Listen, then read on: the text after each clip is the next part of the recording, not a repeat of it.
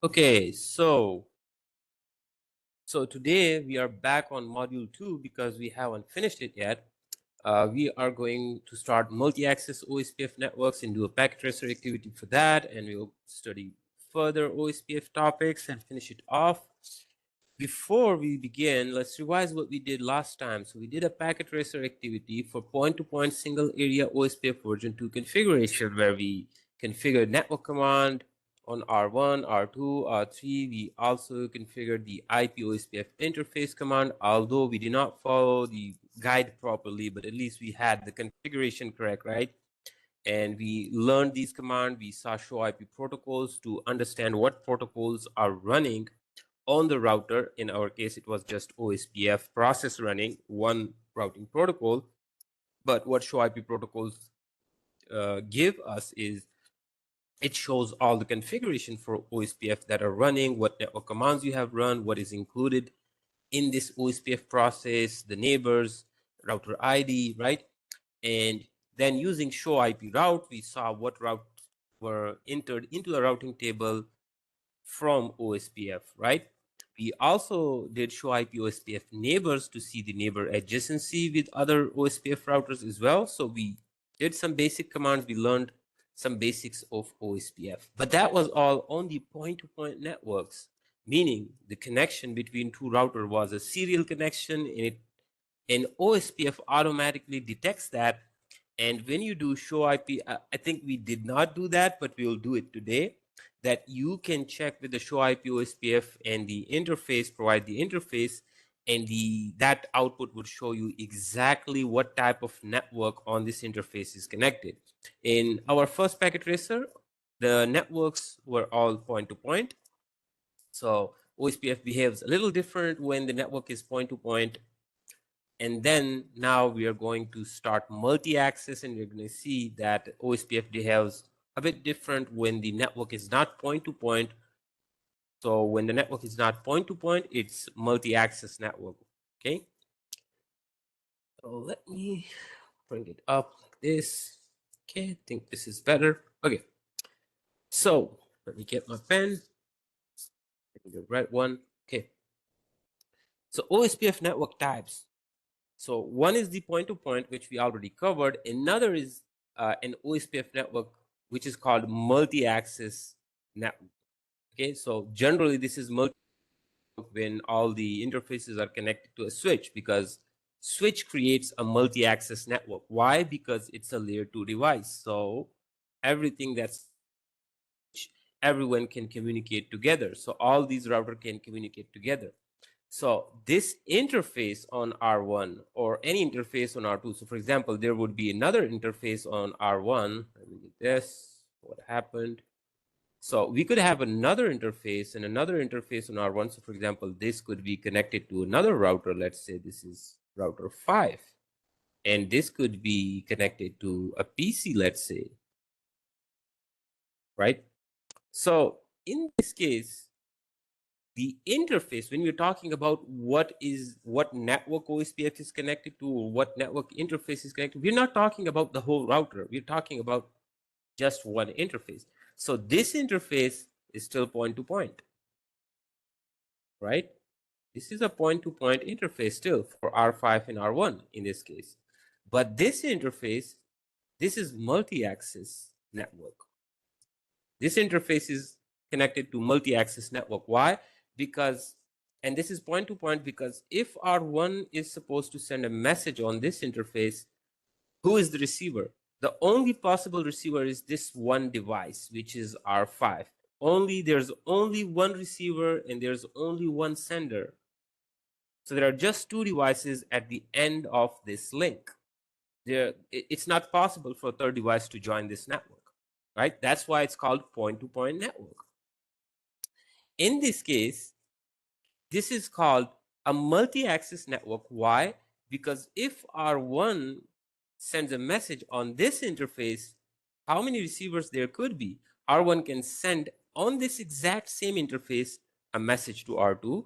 On this exact same interface, it can also send message to R4 or R3 as well, or anything that's connected to a switch. So for this reason, this is called a multi-access network, because multiple devices are accessing the exact same network, which is this one. So this is a multi-access network that everybody can access using a single interface. Okay.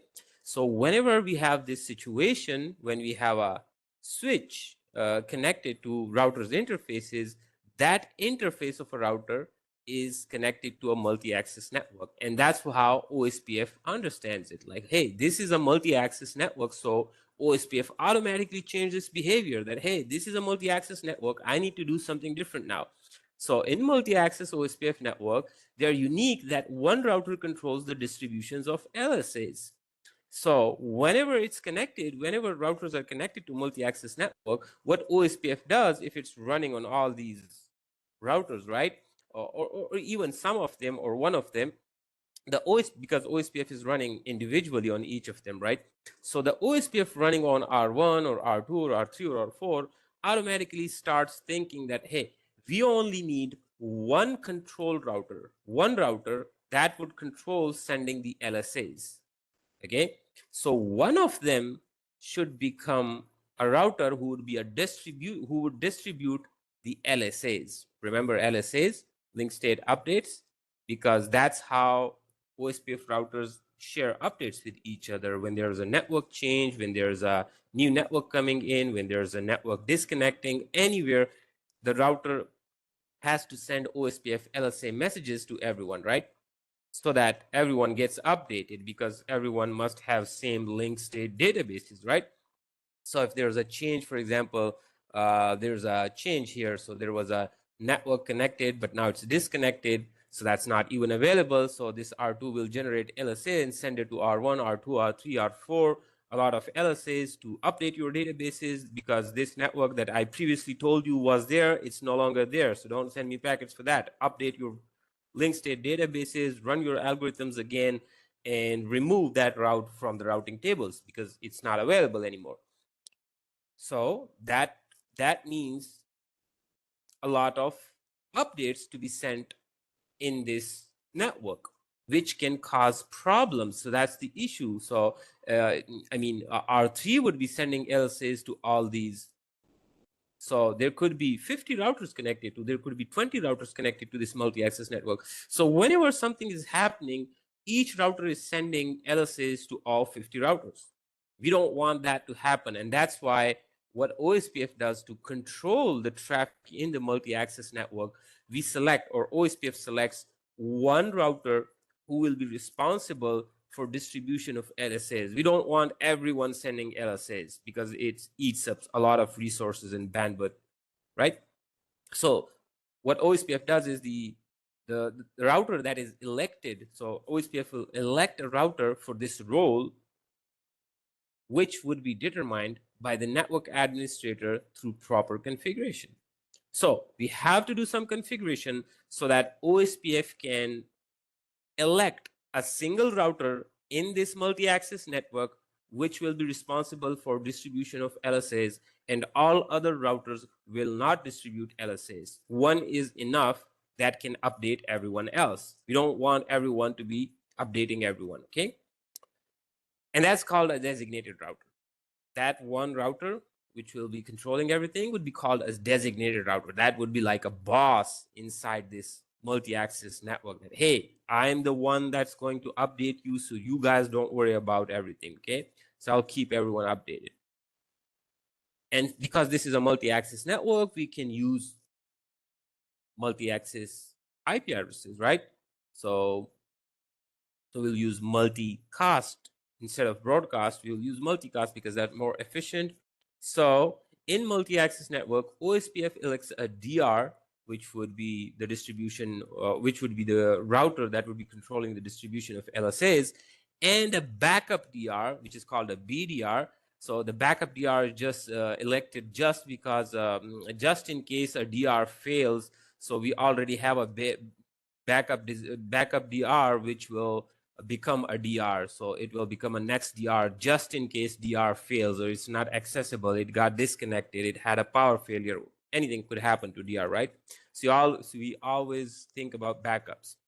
So The DR is responsible for collecting and distributing link state advertisements sent and received. So the DR uses the multicast IPv4 address 224.0.05, which is meant for all OSPF routers. So we would have one router that becomes a DR. So get everything out now, because now you understand what's going on.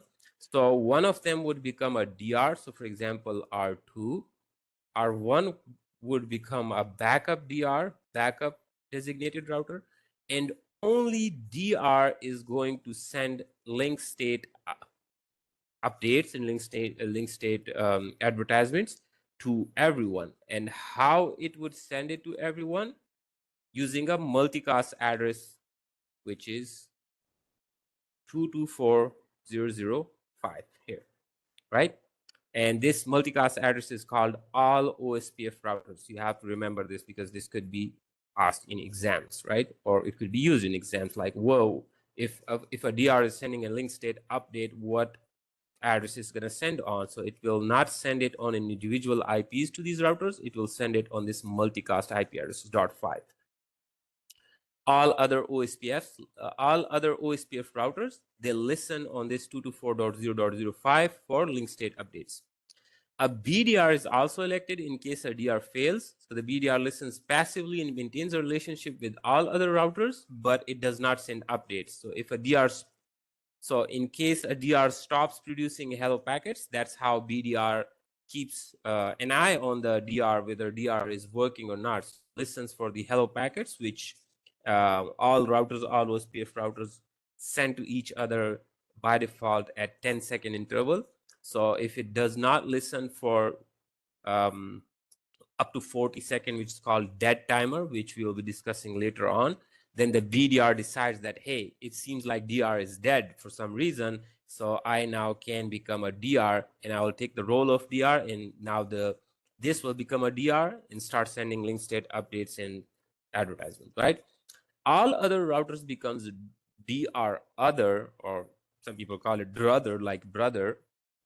And what is a DR other? It's a router that is neither a DR nor a BDR. So we have one DR, one BDR, and these both will become DR others. So you have three types of routers in OSPF routers in multi-access network. Okay. All right. So these DR other uses multicast address 224.0.0.6, which is also called all designated routers, to send OSPF packets to DR and BDR. Only DR and BDR listen on 224.0.0.6. Okay, so you have to remember these multicast IP addresses, which are used in multi-access OSPF. Okay, so in multi-access OSPF, we already talked about. Let me get an eraser. Okay, go back here. We have DR, BDR, and we have DR other. So now the DR, when sending updates, link state updates to all other routers, it uses 224.0.0.5. Why? Because this is a multicast address on which all OSPF routers are listening. So when it sends a link state update with the destination IP 224.0.0.5, all of these routers will receive that update. Okay, but so these are the DR others. When DR others need to send some information, for example, well, a question arises like, right, so if this is a DR and only DR is sending updates, so for example, if there was a network and there's a change in a network on R4, which is a DR other, not DR, neither a BDR, right? What if this link went down? So that's a network change. So this router 4 now needs to send an update to everyone else that this network that you all have in your routing table, it's no longer accessible. So you all should remove it from your routers, right? From your routing table. So this will send an update, but this update is sent on 224.0.0.6. And this address is called all designated routers, meaning on this IP, on this destination IP multicast address, only DR and BDR are listening, not DR others. Okay, so this message is only received by BDR and DR. So if you could have like 20 of other routers who all of them would be DR others, they would not receive this update. Okay, so if they are not receiving an update, how would they change their routing table to understand, to learn that this network that was previously available and it's now not available? Well, when DR and BDR receives this update, then DR and BDR will collect this information, and then the DR would send the same information on 224.0.05, which is all OSPF router, meaning all other 20 DR others would receive an update from the DR that this network is no longer accessible, and they would remove it from their routing tables. So that's how updates work. Whenever something happens on DR others, they send an update on 224.0.0.6, which is all designated routers address. Only designated router and backup designated router receives this information. Then designated router, only designated router sends updates. Okay, even backup designated router does not. It listens, it receives, it keeps all information, it updates itself, but it does not send anything. It's just waiting as a backup.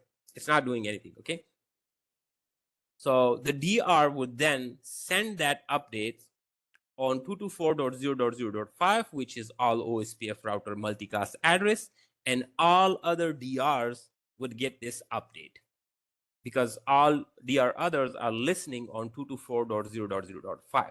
And that's how in multi-access with minimum information, everyone gets updated. If we did not have DR and BDR and we acted like all point-to-point network, that means this R4 would have to send message to everyone if there were like 20 routers, which is fine. You could say like even now that it's the same amount of information, but you're not thinking about all other 20 routers.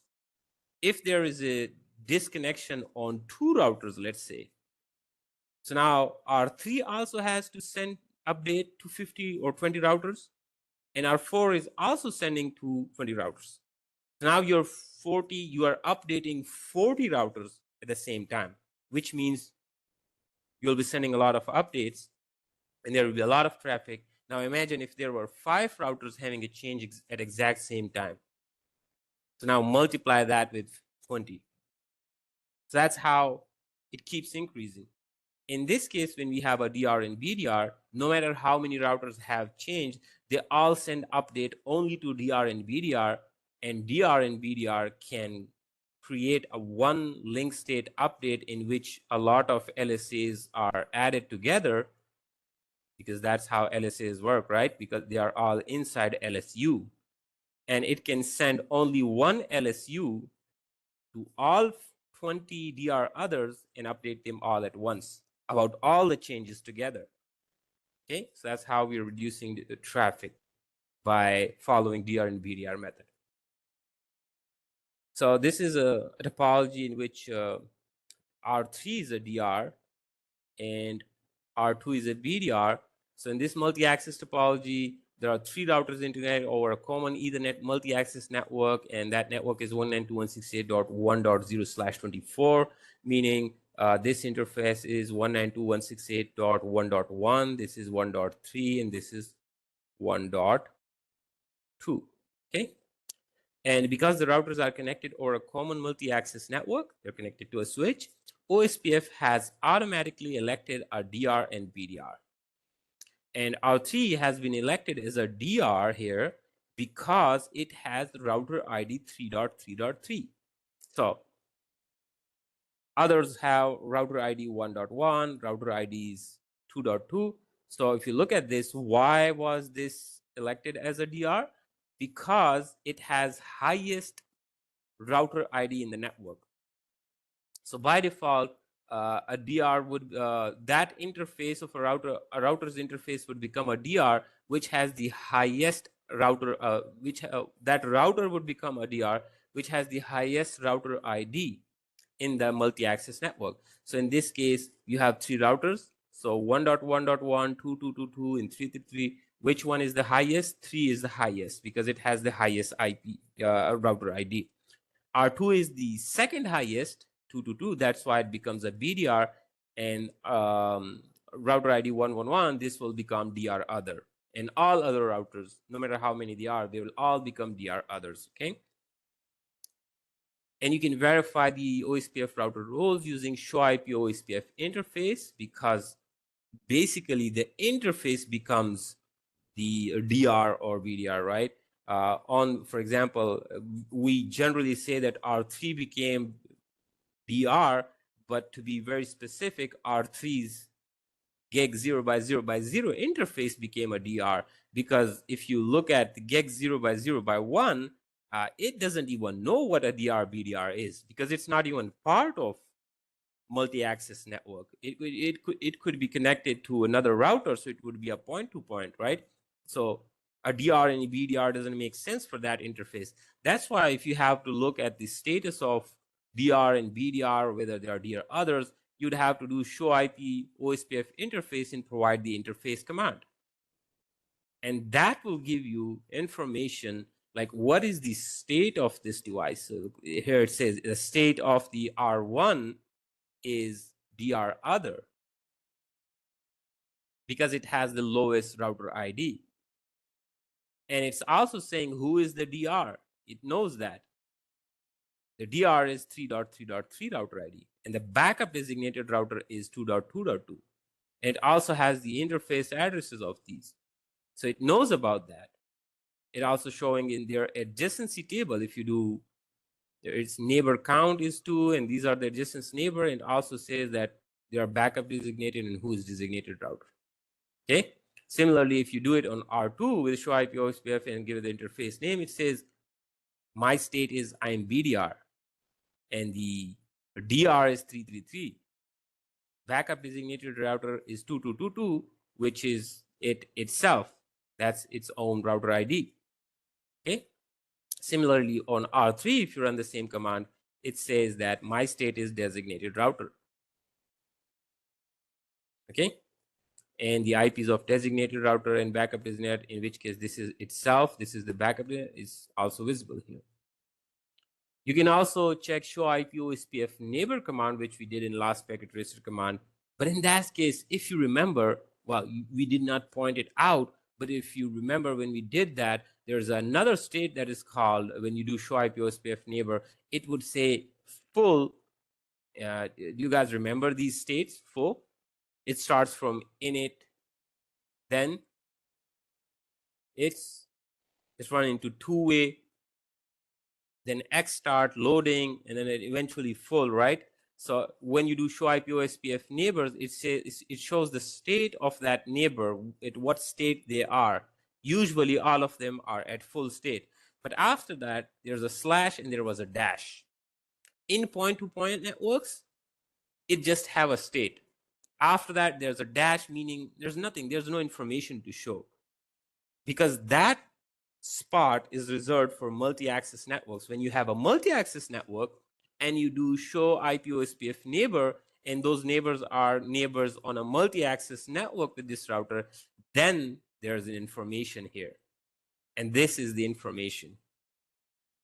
So to verify OSPF adjacency, use show IP OSPF neighbor command. The state of neighbors in multi-access network can be as follows. When you see full/DR other, what this means? This means this is a DR or a BDR router, meaning you ran a command on a DR or a BDR router, and it is showing that the other router that it is connected with, it has a state, it has reached to a full state, meaning it's sharing information, it has shared information, and their database is now synchronized. There's no more information sharing needed. Their databases has synchronized already. And then the second part is showing what is the relationship with that router. So if I am a DR or a BDR, what would be my relation with other people? It would be a DR other. All the other routers are DR others. So that is a fully adjacent with a non-DR or a BDR router. Okay. These two neighbors can exchange hello packets because the state is full. They can exchange updates, queries, replies, and acknowledgements, meaning they share everything with each other. That's why they are full. So a DR or a BDR will talk to DR other about everything. That's how it is. That's why they are DR and BDR, because they are supposed to talk to everyone, because they are supposed to update DR others, right? So DR other, and also the other way around, DR others are supposed to talk to DR and BDR and no one else. The only limitation is that the DR others would not talk to each other, right? So if you come back here to this, I show you again. So here is the case. Move this. So we have a DR, BDR, and DR other, right? So who can talk to who? Well, the DR can talk to everyone, right? That's because it's the distribution point. But if we pick a DR other, who can DR other talk to? Well, DR other can talk to DR and BDR both. So what is the actual limitation? The limitation is here. The DR others cannot talk to each other. That's the limitation. So there could be 100 routers, and all of those 100 routers are supposed to talk to DR. That's common sense. They're supposed to talk to BDR. So whenever something happens, they send an update to 224.0.0.5, which is all designated routers multicast address, which means they always talk to DR and BDR. And the DR, when sending updates, they send it on 224.0.0.6, meaning all DR other route or all OSPF routers, which means everyone. So DR is talking to everyone. The only limitation is that the DR others cannot talk to each other. If there are hundreds of them, they all cannot talk to each other. They are only supposed to talk to DR and BDR. So this is what it means when you do show IP OSPF neighbors and you see full and a DR, full and DR other state, you should know what it means. That means the other router is DR other. I might be a DR or BDR just by looking at this information. Okay. And I have a full state achieved, meaning I can talk everything to this guy.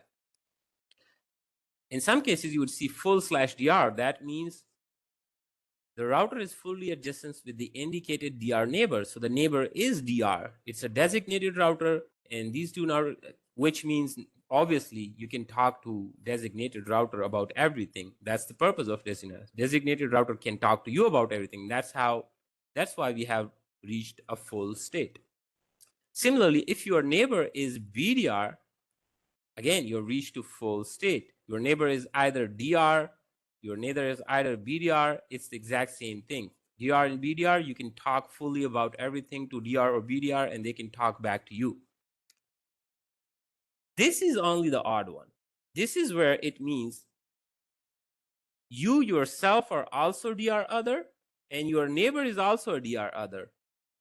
So when you are a DR other and your neighbor is also a DR other, your state is a two-way.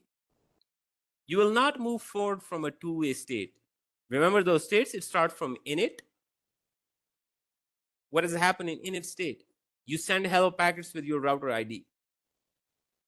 And your neighbor would send you back a hello packet with its own router ID, and you move to two-way state in that case, right?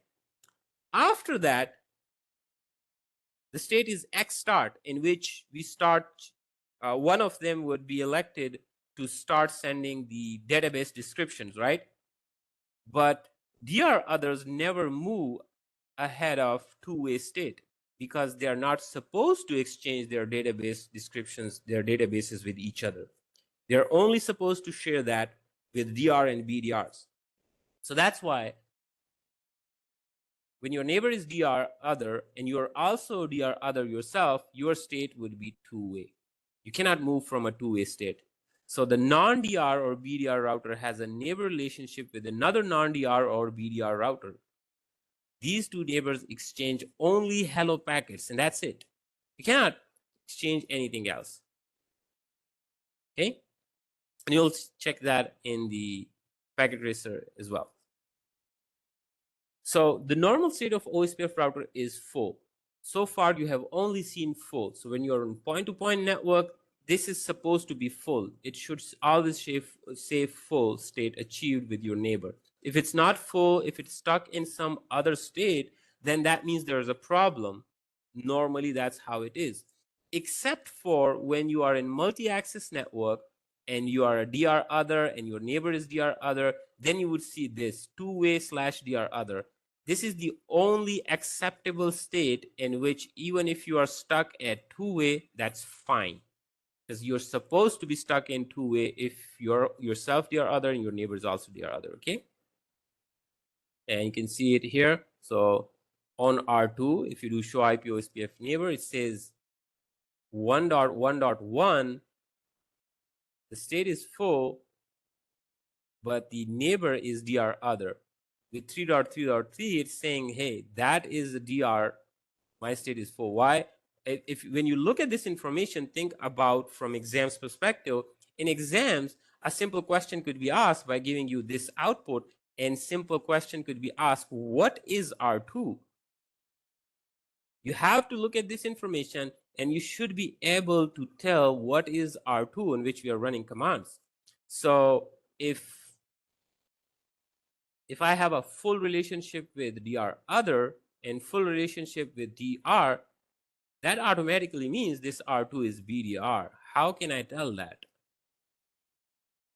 How can I tell that? Well, because its state with DR other is full. Well, we obviously know it cannot be DR, right? Because we already see that 3.3 is the DR here. So R2 cannot be DR, so DR is out of question.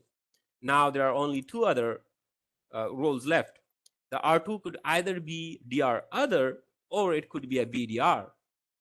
But looking at this information, you can tell the R2 cannot be DR other, right? Because if it was DR other, then its neighbor 111, which is DR other here, it says the state would not be full. The state would be two-way. Getting my point? That's how you would know, well, the R2 cannot be DR other. So there's only one option left. R2 is BDR. So that's how you look at these questions, these outputs, and try to understand what the output is saying and extract information. And this is the answer in exams that they would be looking for. You should know by looking at this information and tell that what is R2? It is a BDR. Okay. Now back to the question, how DR and BDR elections happen? Well, it's very easy. There's something on the interfaces called OSPF priority. Okay. So the router in the network elect the router with the highest interface priority as the DR. So that's the first thing. The router with the second highest interface priority becomes the BDR. And these priorities are configurable, and the range is from 0 to 255, but by default they are set to 1. Because by default they are set to 1, all router interfaces have the same priority. That's why the second tiebreaker is the router ID, and the highest router ID wins. That's why 3.3.3 router was the designated router, because all of these interfaces on all routers had the exact same priority because we did not manually change it. So by default, it's 1.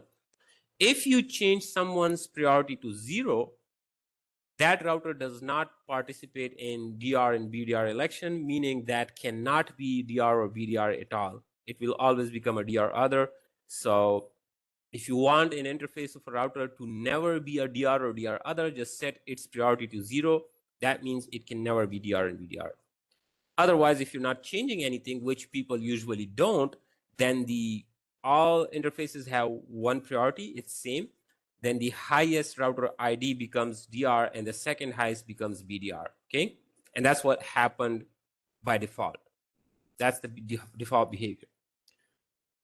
Okay, so the election process takes place when the first router with an OSPF enabled interface is active on the network.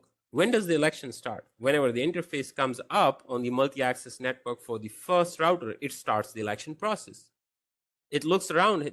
Are there other networks? Are there other OSPF interfaces available on this network? Do they have a priority? Did they share their priority with me? Are they sharing hello packets with me so that I know what are their interface priorities and so on? And if they're not sharing it for whatever reason, because they're not participating it, then this interface would just elect itself as a DR because there's no one else sending anything, right? So if all other routers on the network have not finished booting, then it is possible that a router with a lower router ID becomes a DR. So for example, you have two routers connected to a multi-access switch, right? Now there will be DR BDR election, but it's possible that you booted this router first, you plugged it in, and after 5 seconds or 10 seconds, you booted the other one a bit late. So this router interface came up, it started the DR BDR election. Its router ID could be, let's say 1.1.1, and this one could be 2.2.2.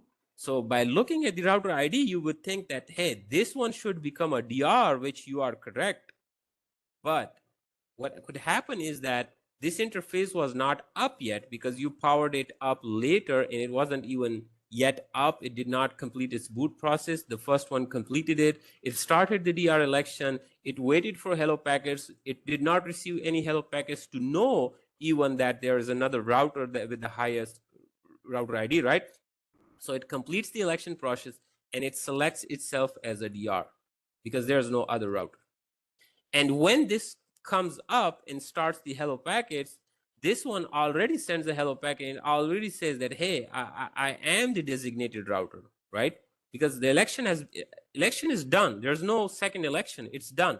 So then the second one has to accept it as a DR. In that case, the lower router ID can also, and that's why the lower router ID can also become a DR. And because this is a second router, it will become a backup designated router. This is totally possible, okay? So it depends on the sequence. And if you add a new router with the highest ID, like 3.3, that doesn't make any difference. It cannot start re-election process because this one is already elected as a DR. It will just send a hello packet, and in the hello packet, it will just say, hey, I'm a DR. It's done. There's no election. You will become a DR other now. Even though you have the highest ID, you'll still become a DR other. Because there's no initiation of re-election once the DR and BDRs are elected, okay? So what happens if something fails? Like what happens when DR fails? The DR could fail itself, the OSPF process could fail, the link could fail, it could shut down, it could lose power, anything could happen and the DR is down. It's no longer sending hello packets with 10-second interval. Its dead timer is 40 seconds. After 40 seconds, everyone would know that, hey, DR is dead. It failed. It no longer exists on the network. What would happen? You would think re-election would happen, but no. Because the BDR is already elected and BDR would automatically becomes DR. So even if 3.3.3 is DR other, 2.2.2 was BDR, it would become a DR. There's no re-election for the DR because BDR was already waiting for that. BDR was elected for this purpose. So BDR would do its job, it would become a DR, but now there's no BDR in the network. So now for the BDR, there would be election. And 3.3.3, because it has the highest IP, if there was even other fourth router with whatever router ID, then whichever is the highest IP, highest router ID would become a DR, BDR, okay? So only when there is an empty role, that's when re-election would happen for them in this situation when DR fails, okay? So that's that. And with the OSPF priority, you can do that. It's recommended, but usually by default, people don't do it. You can configure IP OSPF priority with value from 0 to 255 on the interfaces. But if you set a value of 0, that would never be elected. It does not participate in the BDR election. Any other value, whichever is the highest, whichever interface has the highest priority will become a DR and the second highest will become a DR. In that case, the router ID does not mean anything at all. It just looks for the priority. But if you don't set it, by default it's 1, then automatically router IDs would be considered for the election. Okay, so what if the DR and BDRs are already elected and you go and change the IP OSPF priority 255? So if you do 255, that is the highest priority ID, right? So this router must become designated router.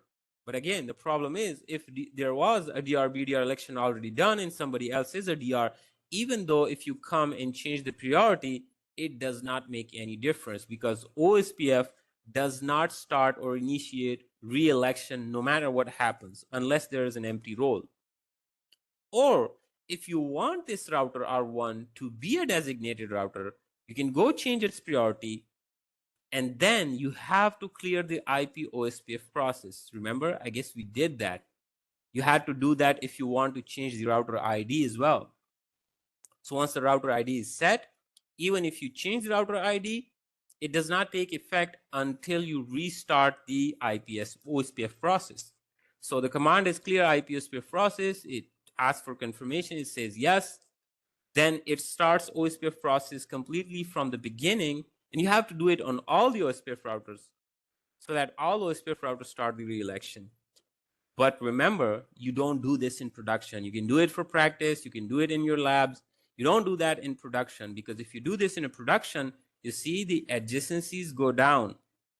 All your OSPF neighbors would go down. Everyone would flush their routing tables. There would be no more routes. Re-elections would happen. Link state updates and neighbor adjacencies had to form. It would take time depending on how big the network is, how big the routing tables are, how many networks or link state information needs to be shared. So this could take time after you do clear IP OSPF, and it might take like 2-3 minutes or 5 minutes depending, or even 10 minutes depending on how big the network is. And for those 10 minutes, everyone would lose connectivity because all the routing information would be flushed and it had to be recalculated again.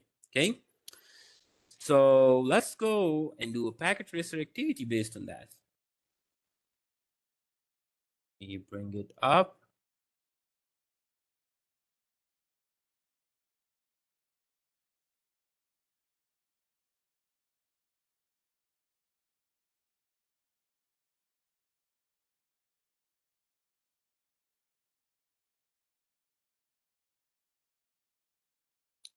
Okay.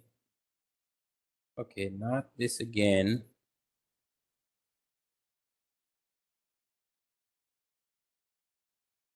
This is causing me problem. I have to log in to fix this. So give me a second. Let me log in and fix this.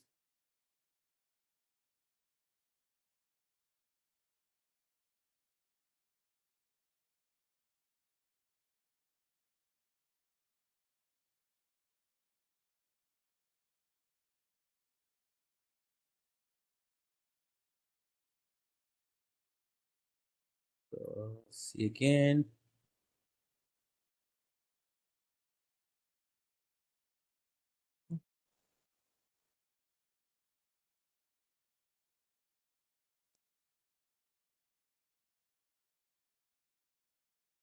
Get stuck here, so close it and open it up again.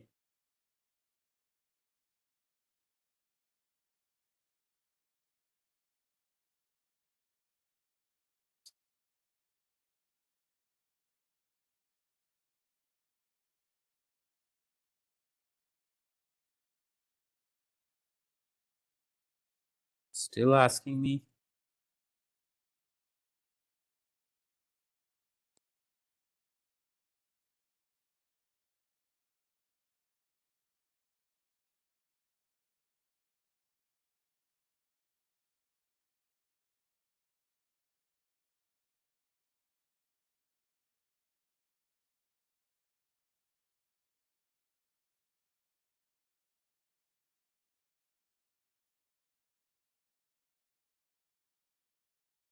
Okay, let's log in now. And here we are. Okay, so you can see the network. in this case, you can just look at it and know that this is a multi-access network and these routers are connected to a multi-access network, right? Because all the router interfaces are connected to a switch. We have the IP addresses of the interfaces. We have RA, RB, and RC. And let's see what we can do here in this activity. So we'll examine DR and BDR roles and watch the roles change when there is a change in the network. And you'll see them modify the priority to control the roles and force a new reelection. Okay. And finally, you will verify routers are filling the desired roles. Okay, that's interesting. So we'll examine DR and BDR changes roles. That's the part one. So in step one, we'll wait until the amber links lights turn green, meaning when initially these routers booted up, you have to wait until the links become green, right? So because it's a packet tracer, we can just click on this forward button here at the bottom left, and that can just speed up process. But normally booting a switch would take a minute or two in a real life, right? And then E1, there's a spanning tree protocol running, and if you don't have a rapid spanning tree protocol, then all the links would take up to 50 seconds more to come up if you're not using rapid spanning tree protocol. So links take time to come up, but we can speed up process here. So now all of the links are green. When the links turn green, that's when the OSPF can start the re-election or the election process, right? Because if interface is not even up, there cannot be any elections. So now the election has started and it has already happened. And because this is a configured one, we can start looking at the we're not configuring any OSPF. We're just looking that, hey, we have OSPF adjacencies done with two other routers. We already see a message on the console. We just need to look and understand what's going on. And this is how you would be doing things in production when you go on a job. Usually you don't have to configure everything. If you go as an internee, let's say, or as a junior engineer, there's already a network, it is configured, it's there. You just have to log in and do some show commands to understand what's going on. Ideally, you should also have a documentation given to you by your senior engineer so that you can study what is this network. But in small networks, it's totally possible that the other engineers did not do their job, or there was a lot of things at their hand and they did not document it properly. And it is very common that they give access to junior engineers and ask them that, hey, this is our network, these are the credentials, these are the IP addresses, go log in on these devices, look what is configured, and you document the network for us. So your job is to document the network. In that case, you would have to log into each router and do the show commands. So for example, if you're documenting the OSPF configuration, you would just do the show commands and see like, what is configurations here, who is the DR, who is the BDR, and on what basis these DR BDRs were elected, so that you can document like, okay, this is what happened, and that's why this router is DR, and that's why the other router is BDR, and that's why all others are DR others.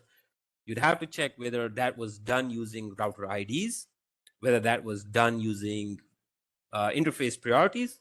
And in some cases, you would see like, hey, there's an interface priority higher. There is a router ID for the other router that is higher, but still that router is not DR. How's that even possible? Well, we just talked about it. It's possible depending on different scenarios because other routers came up before this one. This was introduced later in the network. It's possible in that case, right? So if you do show IP OSPF neighbors, we are on RA, and it's saying that 192.168.31.22 is BDR, .33 is DR. And these IPs, why are these IPs looking like this? We talked about that router ID should be easy to read. It should be like 1.1.1, 2.2.2, easily recognizable. Well, it's possible that nobody configured router IDs on these when they were configuring OSPF. And that's why you only see the interface IPs. Because when router IDs are not configured, remember from previous packet tracer activity, what happens? The highest interface IPs, it looks for a loopback, and if there's a no loopback, then whichever interface has the highest IP becomes the router ID. So in this case, .22 has been taken as a router ID for another router. We don't know which router that is, but if you look at our local interface, We still cannot say that. Well, we can look at from here address, because interface is same for the both, right? Because on gig 0x0 RA, it can reach to both routers because this is multi-access network. But here it says the address 192.168.1.2. So this is RB. 192.168.1.3. This is RC. So if this is the IP address in multi-access network, because this is 192.168.1.0 multi-access network, why is the router ID different? Why it's not from 1.2? Why is it like 192.168.31? Because they configured loopback addresses here. You see on RB, loopback address is 192.168.31.22. So if a router does not have a router ID configured manually, it start looking for loopback interfaces. And if there is a loopback interfaces, it will take the highest IP on the loopback interface, not on the physical interfaces. So that's why this one became a router ID. Okay. Looking at the states, full BDR, meaning this 192.168.1.2 or .22 router ID is BDR. .33 is DR. What does that mean? What does that RA? What could be? What is other role that RA could have? It is DR other. And we can, well, in exam, they wouldn't give you more options or outputs. They would just give you this output and ask you, what is the role of RA? You should know it is a DR other, and you can confirm this by show IP OSPF interface gig 0x0x0, just 2 zeros.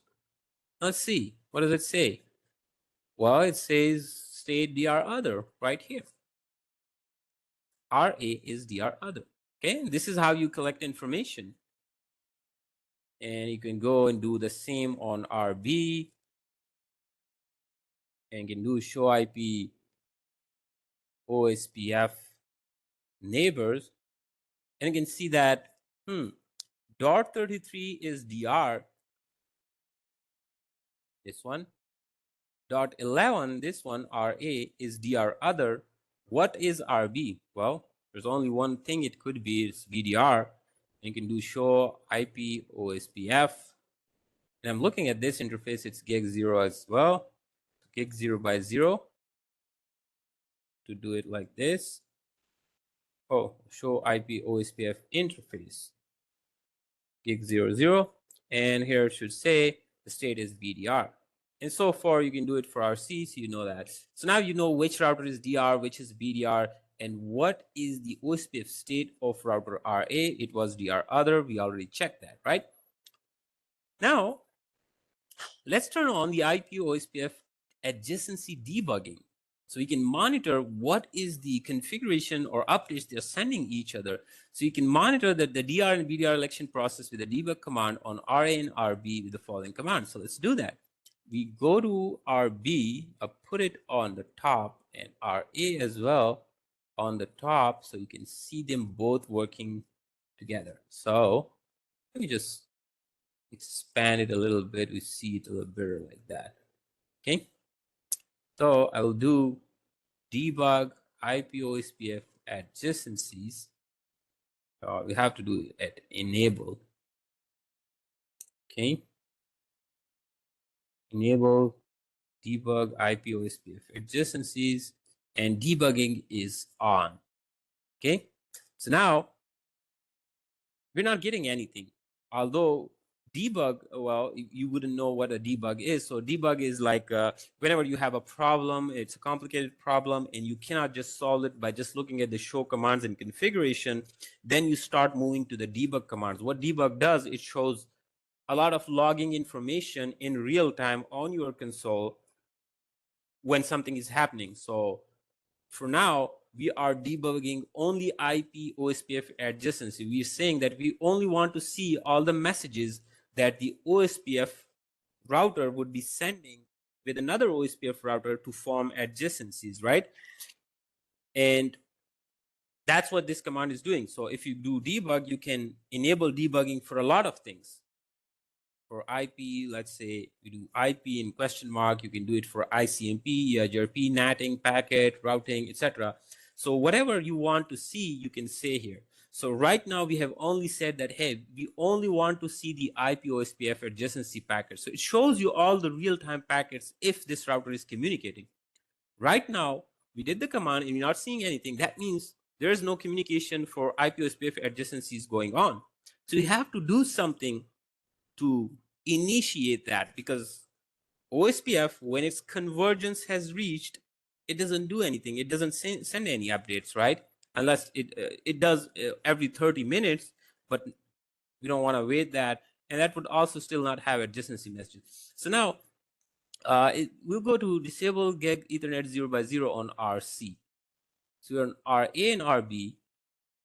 And if you go on RC, and because these are on top, so now I cannot see that. Oh, well, if we go and shut down a command on Ethernet 0x0, although there is no Ethernet 0x0 connected, but let's do show IP interface brief. What is on Ethernet 0? Okay, so Ethernet 0, it says Ethernet 0 here. Okay, gig Ethernet 0. So something happened already. I didn't do anything. Oh, a timer already expired. Okay, something happened that shouldn't have happened. That was something packet tracer problem. Timer shouldn't have expired because we haven't done anything. But we're back to the same thing. We do show IP OSPF neighbor. We're back to the same information. Okay, so ignore what happened. We haven't done anything. So we have show IP interface brief. We have 192.168.13, which is connected to multi-access network. What would happen if I were to disable this interface? Well, if I say shut down, this interface would be disabled. When interface goes down, what should happen? Reconvergence should happen in OSPF, because all routers must know something happened and we have to update our databases and we have to update run algorithms again and update our routing table, right?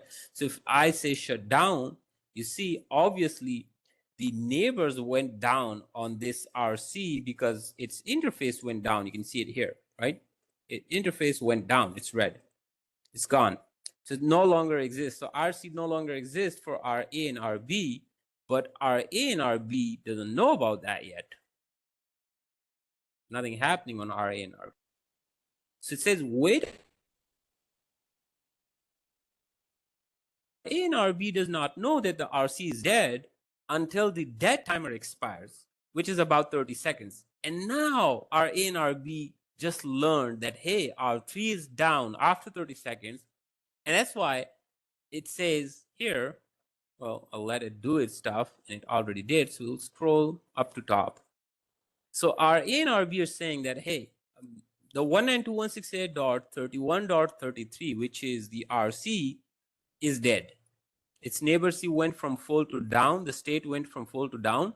The neighbor is down. Why is it down? Because the dead timer expired. 30 seconds went away. And we did not hear any hello packet from this device, so we consider it dead. Okay? The other one is saying the same thing. Then say the OSPF process 1 says that the interface, so its interface is gone. Same thing on here. And then it says build router LSA for area 0, router ID .11. And this one says build router LSA, a new LSA, because it needs new information, right? So it will be sending update to its neighbor. So this is the router ID. It selected router ID for itself, this one itself, right? Now it's saying the DR BDR election on gig 0 interface should initiate. Now we are reinitializing DR BDR election. Why? Because RC was the DR. So if DR is gone, re-election should happen. So it says elect BDR.22. BDR was already 22, so that will be elected. It becomes a DR. So the BDR becomes DR. This one is also saying the same thing. The DR would become a BDR. And now it says the DR is 22 with this ID. And BDR is, this is saying the same thing. So now this one is saying BDR is .11. So that's the difference. So now it's still building and it will update itself.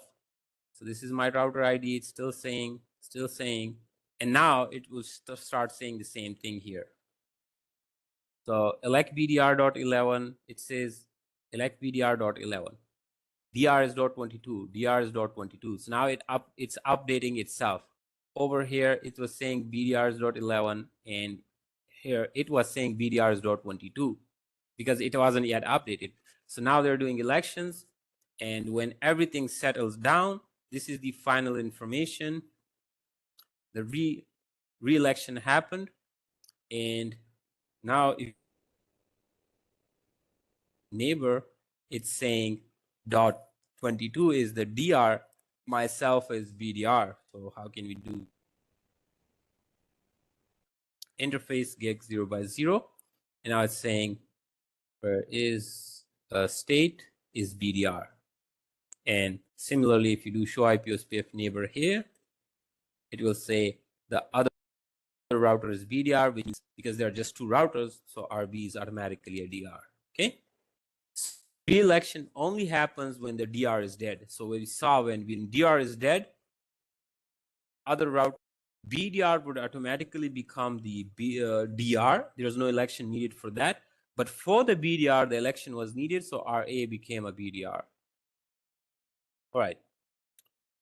Now, let's restore it. So what happens if it comes back? So we'll do interface gig 0x0.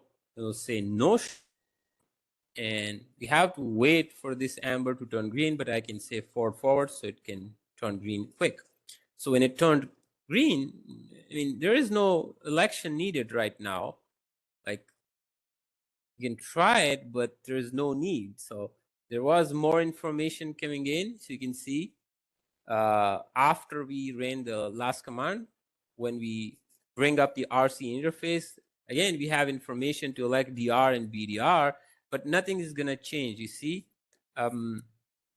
receive DBD from 1 to 3. So this came up and it starts sending DBD, and these are the negotiation happening. DBD is being exchanged. DR is the same as it was. BDR is same as it was. This information is being changed so that, and then it went to exchange. So it keeps changing LSAs and so on and so on. Eventually everything settled down. But if you do show IP OSPF neighbor here, you can see .33, which was previously DR, has now become DR other. Okay, even though it has the highest loop back, 31.33. So we did not discuss that, like why was this, we missed that. We should have discussed that. Somebody should have pointed that out. But why was RC a DR before, and why was RB DR a backup designated router? Because its router ID is the highest, 192.168.31.33. The second highest, 192.168.31.22. So that's why this was BDR. But when the highest router ID went down, the second one became a DR. This 31.11 become BDR, and we brought back the RC.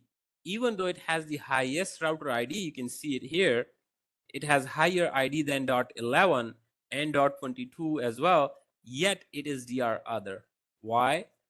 Because once DR and BDR are elected, in this case, RB and RA were already DR and BDR, the RC cannot start or initiate re-elections. So it will just become DR others because there's already DR and BDR elected. Okay. So that. Hello, Undebugged. Professor. Yes. Yeah, a quick question. So when does RC become DR after it has after the You'd router has have to come up? force it. When does it become DR? You'd have to force it now if you want to make it a DR. I mean, if you really want the RC to become a DR, you'd have to force it. And to force it, you'd have to clear IP OSPF process on all of them, not just one router, on all of them, because RA and RB are designated and backup designated, and they're not going to change anything unless we force it or we bring down RA and RB so that RC becomes a DR, and then bring RA and RB sequentially one after another. That would be another way. So, for example, in step 6, this is saying disable the GEG 0x0 on RB. So now RB is a designated router. If I don't want it to be designated router, I can just bring it down, just like we did with RC. I just don't want to do it here. I mean, it says here, but this is not something, I mean, this is for learning purpose right away. You can see the same thing again, but I don't want to do that. Okay? But you can keep doing that. The problem with this method is that in production, you cannot do it. You understand? In production, in real environment, in real physical environment, you cannot do it like this. And once the elections are done, even in production, there is no way to reinitiate the election without bringing down the network. So, for example, I can change its priorities,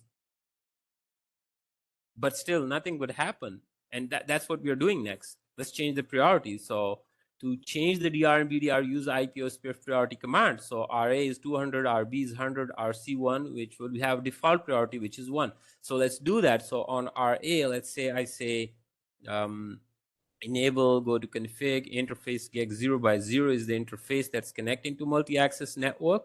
And by the way, we haven't yet checked that. So let's check it. Like, how do we know this is a multi-access network? So we'll do show IP OSPF interface GEG 0x0.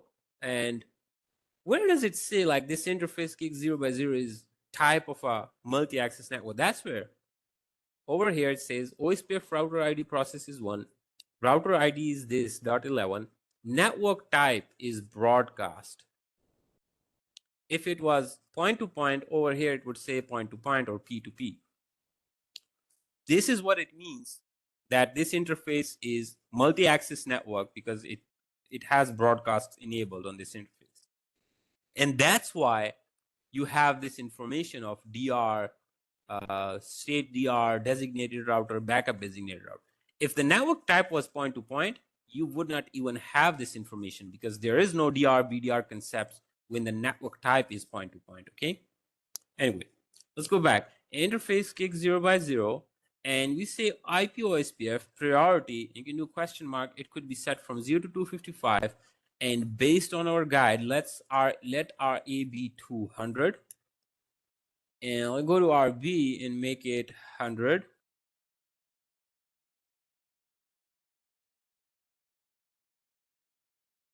Okay, and we'll leave RC as by default, which is 1, and we don't do anything. So we already saw that the highest router ID does not make any sense in the election process if we have priority set on the interfaces. Up until now, the router ID, the highest router ID was electing who would be, or was deciding who would be DR and BDR, right? And why was that? Because we did not change the priorities. Because all of them have priority 1. If all of them have same priority, then the tiebreaker is router ID, and that's why by default that happens. Now, if we change the priorities, what is supposed to happen is that the highest priority ID should become a DR, which means RA should become a DR, right? But nothing happens, even though we change the priority to 200 on RA here.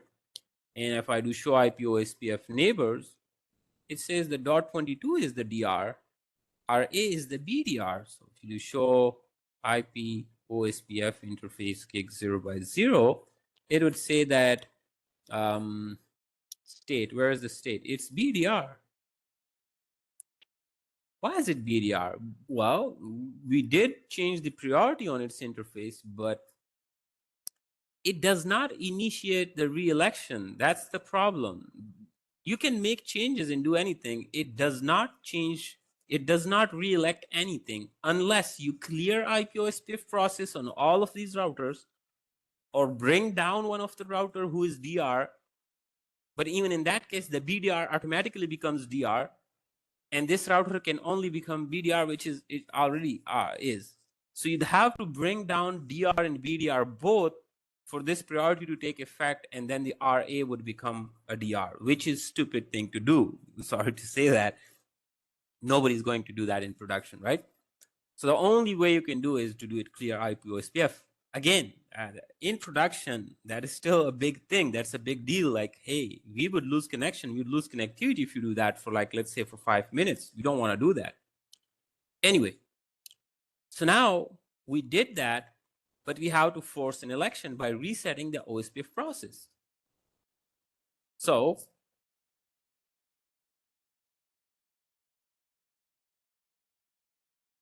the router ODR, which router is not BDR? No, if the router does not like BDR resetting OSPF, try restarting packet tracer. So even packet tracer is it's hard. So let's just do clear IP OSPF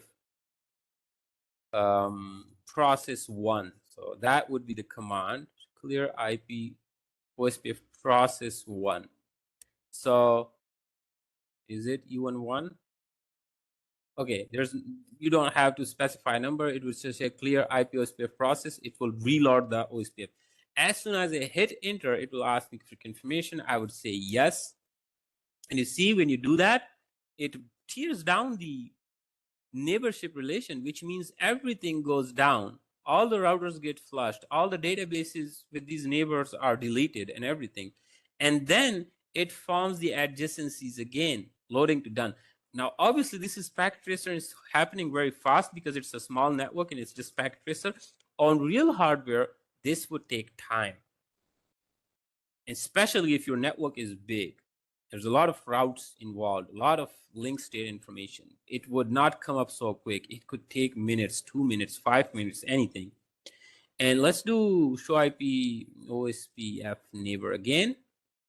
And now you can see when we did that, it did re-election did happen, and one is DR, other is DR, other, and router A is the DR.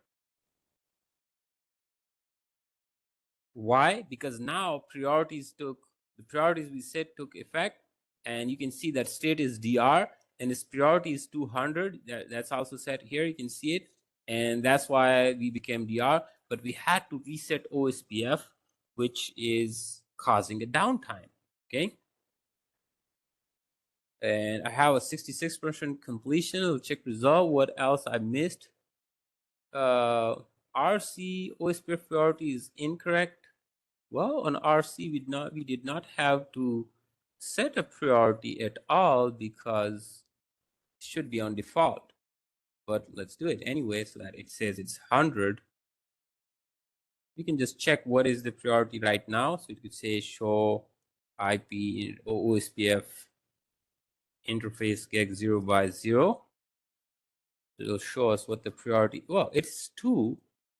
Okay, in that case, we have to bring it to 1. So I'll say interface gig 0x0 IP OSPF priority is 1, back to default, and our completion rate is now 100%. Okay, so that's how DR and BDR elections happen, and that's how you can change the priorities and reinitialize the election process. But remember, all these small things that, hey, you have to force these things. The election does not happen automatically. Once the election is done, it's done. If you have to force things, then you have to bring something down. You have to clear IP OSPF process or bring down a router or its interface to force a re-election. Okay. All right. So we're done with that packet tracer. Let's modify Single-Area OSPF version 2. So there are other things that we can modify. So that was not all. Okay. So we have something called cost metric. So routing protocols uses a metric to determine the best path of a packet across the network. OSPF uses cost as a metric A lower cost indicates a better path. So remember, we talked about like RIP uses hop counts, right?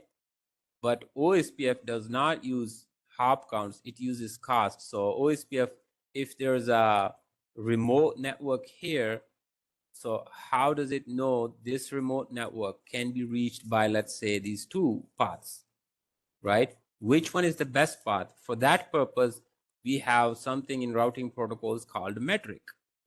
And the metric of RIP protocol was hop count. So it would count hops like, hey, this is 1, 2, 3 hops, 1, 2, 3 hops away. In this case, it was same for it. Let's introduce a new router here. So now RIP would say the lowest number of hop counts. In this case, the top one has 2 hop counts and the bottom one has 3 hop counts. So the top one is a better path to reach this network. But that's a very simplistic way. OSPF metric is cost. It calculates cost, like which path would cost me less would be the better path, obviously, right? So which path would cost you less? It does not. It matter. It does not. It doesn't. By hop count, it doesn't count that by hop count, but it counts it by bandwidth of the interface. So it could be that you have 100 MB link over here, 100 MB link over here, 100 MB link over here. But over here you have 1 gig link, 1 gig links, right? 1 gig links, so higher speed. So if you look at the bandwidth and consider bandwidth, which path do you think is better? The top one or the bottom one? Obviously the bottom one, because it has higher bandwidth. So your packets and your traffic would reach better with higher speed if you use the bottom path, even though it has higher number of routers. But that doesn't matter if you have a better bandwidth, right? So OSPF would select this one. So the metric for OSPF is cost. Why it would select the bottom one? Because it costs less for it to reach the network using the bottom because it has higher bandwidth. So the cost is calculated based on bandwidth, and the cost of an interface is inversely proportional to the bandwidth of the interface. Meaning, if you have a higher bandwidth, you would have lower cost. If you have a lower bandwidth, you have a higher cost. So that's why the higher bandwidth path cost us lower. The lower bandwidth path cost us higher. We select the lowest cost, meaning higher bandwidth. And cost is something that you have to calculate. So there is a formula to calculate cost in OSPF. You have a reference bandwidth, which is something we set, divided by the interface bandwidth. So what would be the cost of a single interface or this bandwidth? So if you have a 100 MB link, what is the cost value of 100 MB link? Well, you would have reference bandwidth divided by 100 MB. So the cost, or the default reference bandwidth that is set in OSPF is 10 power 8, which is 100 million, you could say. So the formula is cost 100 million or 10 power 8 divided by interface bandwidth in bits per second. That's how you would get the value cost, which is the metric of OSPF, based on which it decides which path is better to reach to a specific network. But there is a problem with this cost as well, because in early days, nobody thought that we would have Ethernet cables that could support more than 100 MB speeds. And these links were called fast Ethernet. They were named fast Ethernet because they thought they were very fast, right? Because what was before we had Ethernet links. They were just called Ethernet simply. And what was the speed of simple Ethernet link? It was 10 MB. So when we got 100 MB links, we named it fast Ethernet, and we thought that was the fastest possible. So that's why we selected the reference. By default, in OSPF, the reference bandwidth was selected to be 10 power 8. So 100,000. So if you did 100 over MB and you get the fast Ethernet, so let's just do it. Instead of saying it, let's do it. So if you have 100, and this is 100 million, 10 power 8, right? 678 divided by 10 MB. So if I do 10 and then MB, this is 10 MB. This would give you cost of 10. So if you have Ethernet link, so the cost of Ethernet link was this value, which is 10 power 8, which we just did, divided by 10 MB, which is 10 power 7. That's equals to 10. So the cost of Ethernet link was 10. Okay. Then we got 200 MB. So the reference bandwidth is again 100 million divided by what is 100 MB? The same value. 100, and then this is MB. You get 1. So the cost of fast Ethernet is 1. And that's why this 10 power 8 reference bandwidth was taken, so that when we divided it by fast Ethernet interface, we would get to 1. So 1 would be the smallest cost possible, because cost should always be an integer value. So the cost cannot be less than 1. That's the smallest value the cost could have.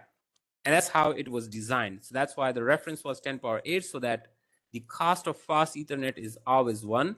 The cost of Ethernet would be 10.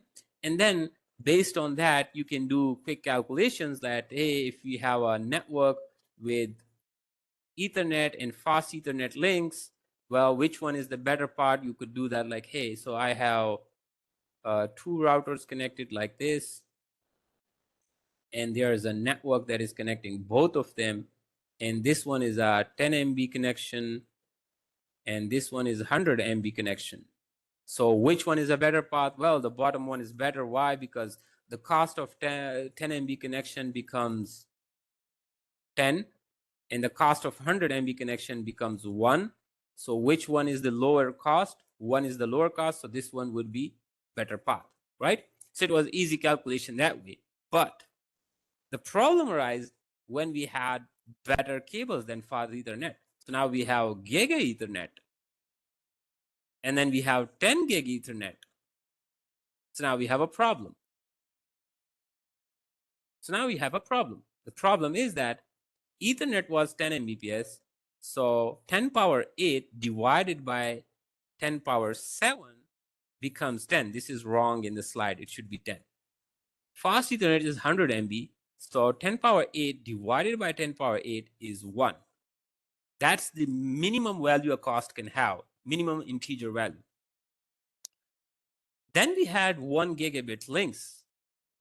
Technology improved. Now we have gigabit Ethernet cables and interfaces. So gigabit Ethernet interfaces is, again, your reference bandwidth is not changing in the code, in the OSPF configuration. It's still 10 power 8. So when you are calculating cost, you do 10 power 8 divided by 10 power 9. Giga is 10 power 9. And you do that, you get 0.1. But remember, cost value could only be an integer value. So 0.1 is again equals to 1 in the configuration in OSPF, because it cannot be less than 1. That's the minimum value of cost could have. Then we also have 10 gigabit Ethernet, which is again 10 power 8 divided by 10 power 10, which equals to 0.01, but in configuration it will still show 1. So after fast Ethernet, every bandwidth, no matter how much higher bandwidth you have an interface, its cost is always set to 1, which is wrong, right? Because if you have routers here like this, and you were to reach this network, and if this was, let's say, 1 gigabit link, and this was 100 MB link, which one is better? Well, obviously this one is better to select. But if you do cost calculation, this is also amounts to same cost, one cost and one cost. And OSPF thinks they have same interfaces, and it will start load balancing on them, right? Which is wrong. They're not the same links. 1 gig is better than 100 MB, so the cost should be less for 1 gig and higher for 100 MB. But because of this reference bandwidth being set to 10 power 8, we get wrong calculations, and OSPF does wrong decisions. I hope you understand this problem. Okay, it's very straightforward. We want to fix this. And to fix this, we have something in OSPF that is called auto cost reference command. Okay, so we have to change that. This is something I already explained or in the top. So like, what is the problem with this 10 power 8 dividing it by anything higher than the 100 MB? It always amounts to 1. Okay, so that's the problem that we need to fix, and we can fix it using this command, autocost reference bandwidth, and we can change the reference bandwidth. So instead of being a reference bandwidth 10 power 8, we can make it 10 power 10, so that it can now support and calculate proper cost for up to 10 gigabits links.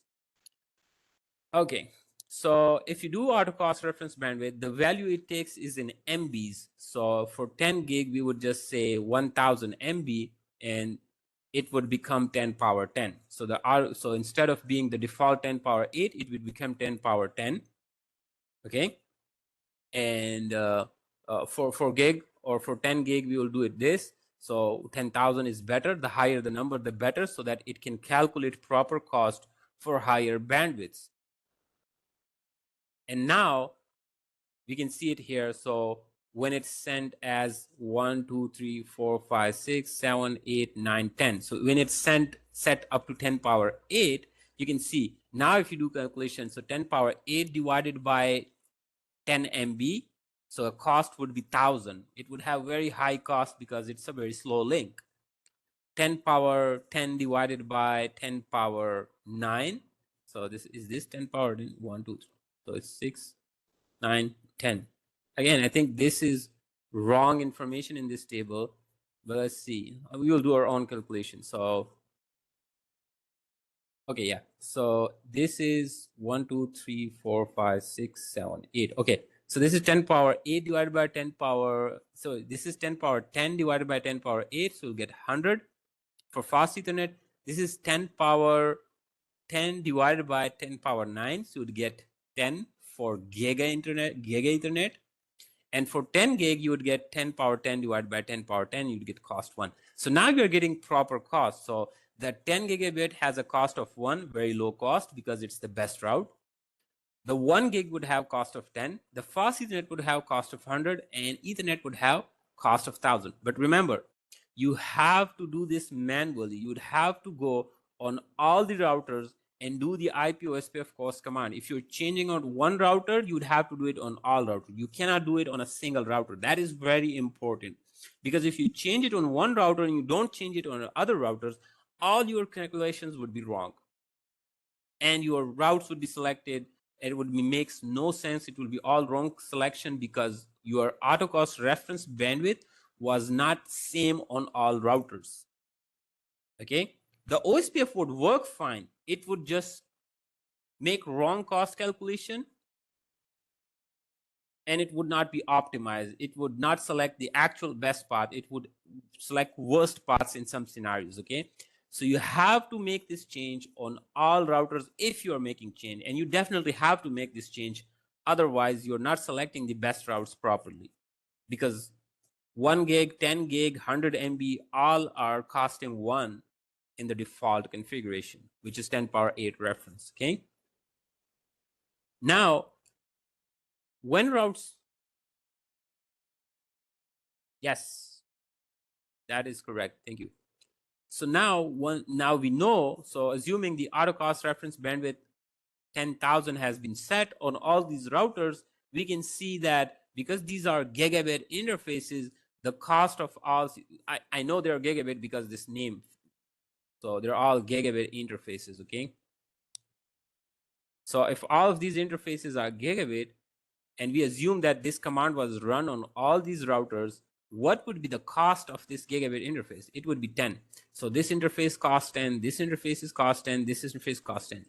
The loopback interface is costing 1, because the loopback in this case is, you can set the cost of 1, or the loopback is 10 gig interface. Okay, we can check that, but it's costing 1. So what would be the total cost for, where's my pen? Something happened to my pen, is stuck. Okay, so what would be the total cost for R1 to reach 1010 10.10.2.0. So this is R1 and this is 10.10.2.0. To reach this network, R1 has to add all the costs that comes in its path. So there are two paths for R1 to reach this interface. It can reach via here, or it can go through here and come back here. So it has two paths. So OSPF knows about both of these paths, but which path it would select? It would accumulate cost. So going through this path, there are two costs associated. One is this one, which is 10, plus this one, 1. So going through this path, the cost is 11. Going through this path, it is 10, this one, and then this one, plus 10,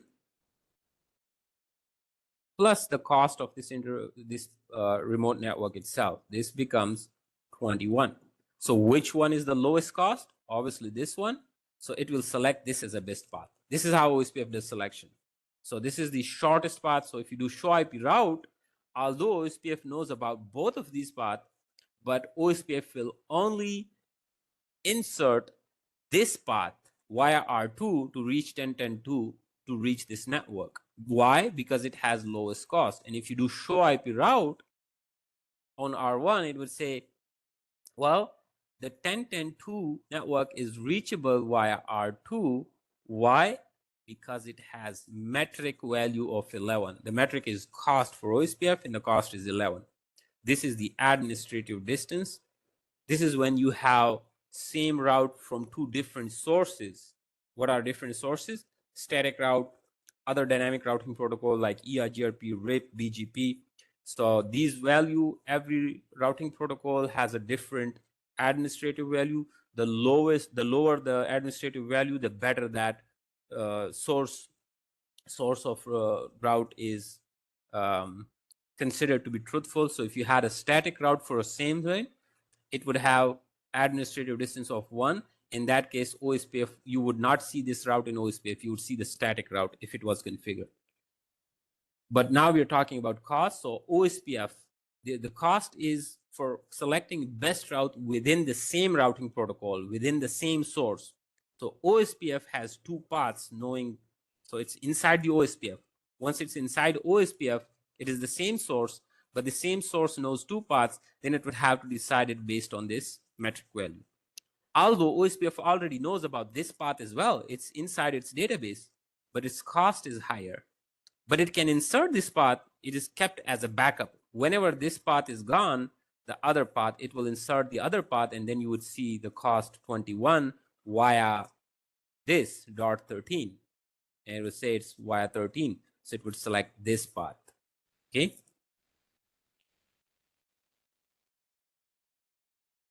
You can also change the cost of interface. For example, if you wanted to force it for some reason,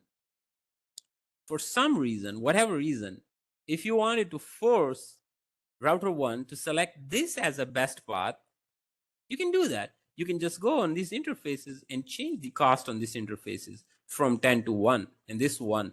And the total cost would become 1 plus 1 plus 1, 3, and 3 would be less than 11. And then R1 would insert this path into routing table instead of this.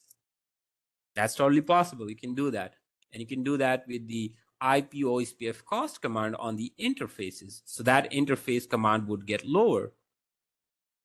So in this case, they went to interface gig 0 by 0 by 1, IP OSPF cost 30. And then it went to interface loopback and said the IP OSPF cost is 10. So now, instead of changing that, what they've done is that in the slide is that, well, it's easier to change it here, that if I increase the cost here. So the cost of gig 00 is now, where is the command? There it is. So the cost of gig 0 by 0 by 1 is 30 and loopback is 10. So this becomes 30 and this becomes 10. So now 30 plus 10 is 40. So the total cost of this path would become 40 now, right?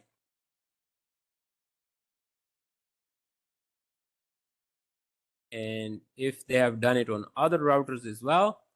So what happens if the link between R2, so this is possible, this is just an example, okay? Now, so I already talked about what happens to the backup route. It's already there in OSPF database. It's just not, you don't see it in a routing table. It's not inserted into a routing table. When does it become inserted into routing table? If your first best path is lost, failed, or whatever happened to it, then the backup router would be automatically inserted into a routing table. So in this case, it says, what happens if the link between R1 and R2 goes down? What if this link goes down?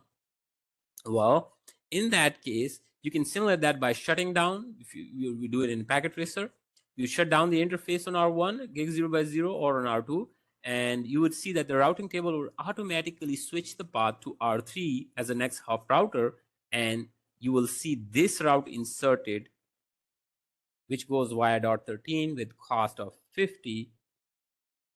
Is it a cost of 50 if you go through here? Well, not in this case, but if you assume that the costs were changed, instead of 10, if it was now 30. So it would be like 10, 20, 20, and it will become 30. If you change the cost, it's assuming that. Then it would be 50, and you would see it right there. Okay? So that's how you could play with the cost values to force which path you want to select. And you also have the backup paths. Okay, we talked a little about the hello packet intervals. It's sent out to neighbors or everyone on any interface that you enabled OSPF on. The OSPF router starts sending hello packets every 10 seconds. This is the default timer value on multi-access and point-to-point network in both cases. And it sends these hello packets on the multicast address 224.0.0.5, which is all OSPF router, which is what DR and BDR also sends to send link state updates to all other OSPF routers. And all other OSPFs uses this thing. Hello packets are not sent on the interfaces that we set as passive interface, remember? So if you have a local area network connected to a router, we make it a passive interface because we don't want to send any updates on that interface. We don't want to send hello. So in that case, even the hello packets are not sent on there. The dead interval is the period that a router waits to receive a hello packet before declaring the neighbor down. We saw that in action. If the dead interval expires before the router receives a hello packet, OSPF removes that neighbor from its link state database. It completely flushes that neighbor that, hey, this neighbor is down. I haven't heard a hello packet in the last 30 or 40 seconds, so I'll just remove it from my database. And then the router floods the LSDB with information about the down neighbor to all OSPF enabled interfaces. And then that router has to update all other OSPF routers that, hey, this router is down. It's not sending any hello packets anymore. And it will just wait for that interval to expire before it starts doing that. So by default, Cisco uses a default time of 4 times of the hello interval, which is 40. So if your hello timer is 10 seconds, and then your dead interval is 40 seconds, meaning your neighbors wait up to 40 seconds to hear a hello packet from you. You're supposed to send it every 10 seconds. If you didn't send it the first 10 seconds, it waits for another 10. You didn't send it another, then another, then another. It waits 4 times the 10 seconds, which is 40 seconds, and then it will declare that dead time interval expired. We saw that message when we shut down an interface to force re-election, right? And then it would flood the LSAs to every other router that, hey, this router is down, remove it from your databases. And you can also change these values. And you can see the show IP OSPF interface, which we kept doing. There's a hello and dead interval configured that is shown here. And you can also change these values as well. They're also shown here as well. When you do show IP OSPF neighbor, you see a dead time here. So every time you receive a hello packet from the neighbor, it resets this to 40 seconds and starts a countdown, 39, 38, 37. When it reaches up to 30, it receives a hello after 10 seconds. It resets it back to 40 and keeps doing the countdown. If the countdown reaches 0, it removes this from its neighbor table. It sends a message on a console that dead timer expired and update everyone that this neighbor is gone. And you can change these on interfaces with IP OSPF hello interval and IP OSPF dead interval. People don't do that. You generally don't do that. You're just showing you that you can. In case, for some reason, you need quicker hello updates, quicker dead intervals. Why would you need quicker hello updates? Why would you need quicker dead intervals? Because you want quick updates. So if a router is down for whatever reason, the routes are still available here up to 40 seconds about that network or anything that was connected behind this router, right? And all the routers have that information in OSPF domain. So this is down, but this router is waiting up to 40 seconds to declare it down and tell others that, hey, this R1 is down, right? What happens between those 40 seconds? All the packets that are sent and routed from different devices up to here are being lost because it's not reachable. So that routing information up to 40 seconds is wrong. If you have a sensitive and critical network where you cannot wait 40 seconds for an update, then you would have to modify these intervals. You can make it like 1 second hello interval and 4 second dead timer so that after 4 seconds, everyone would know that. But on the downside, if you're sending hello intervals with anything less than 10 seconds, let's say 1 second or 3 seconds, you are sending too many messages on this link. So it will eat up bandwidth on this interface.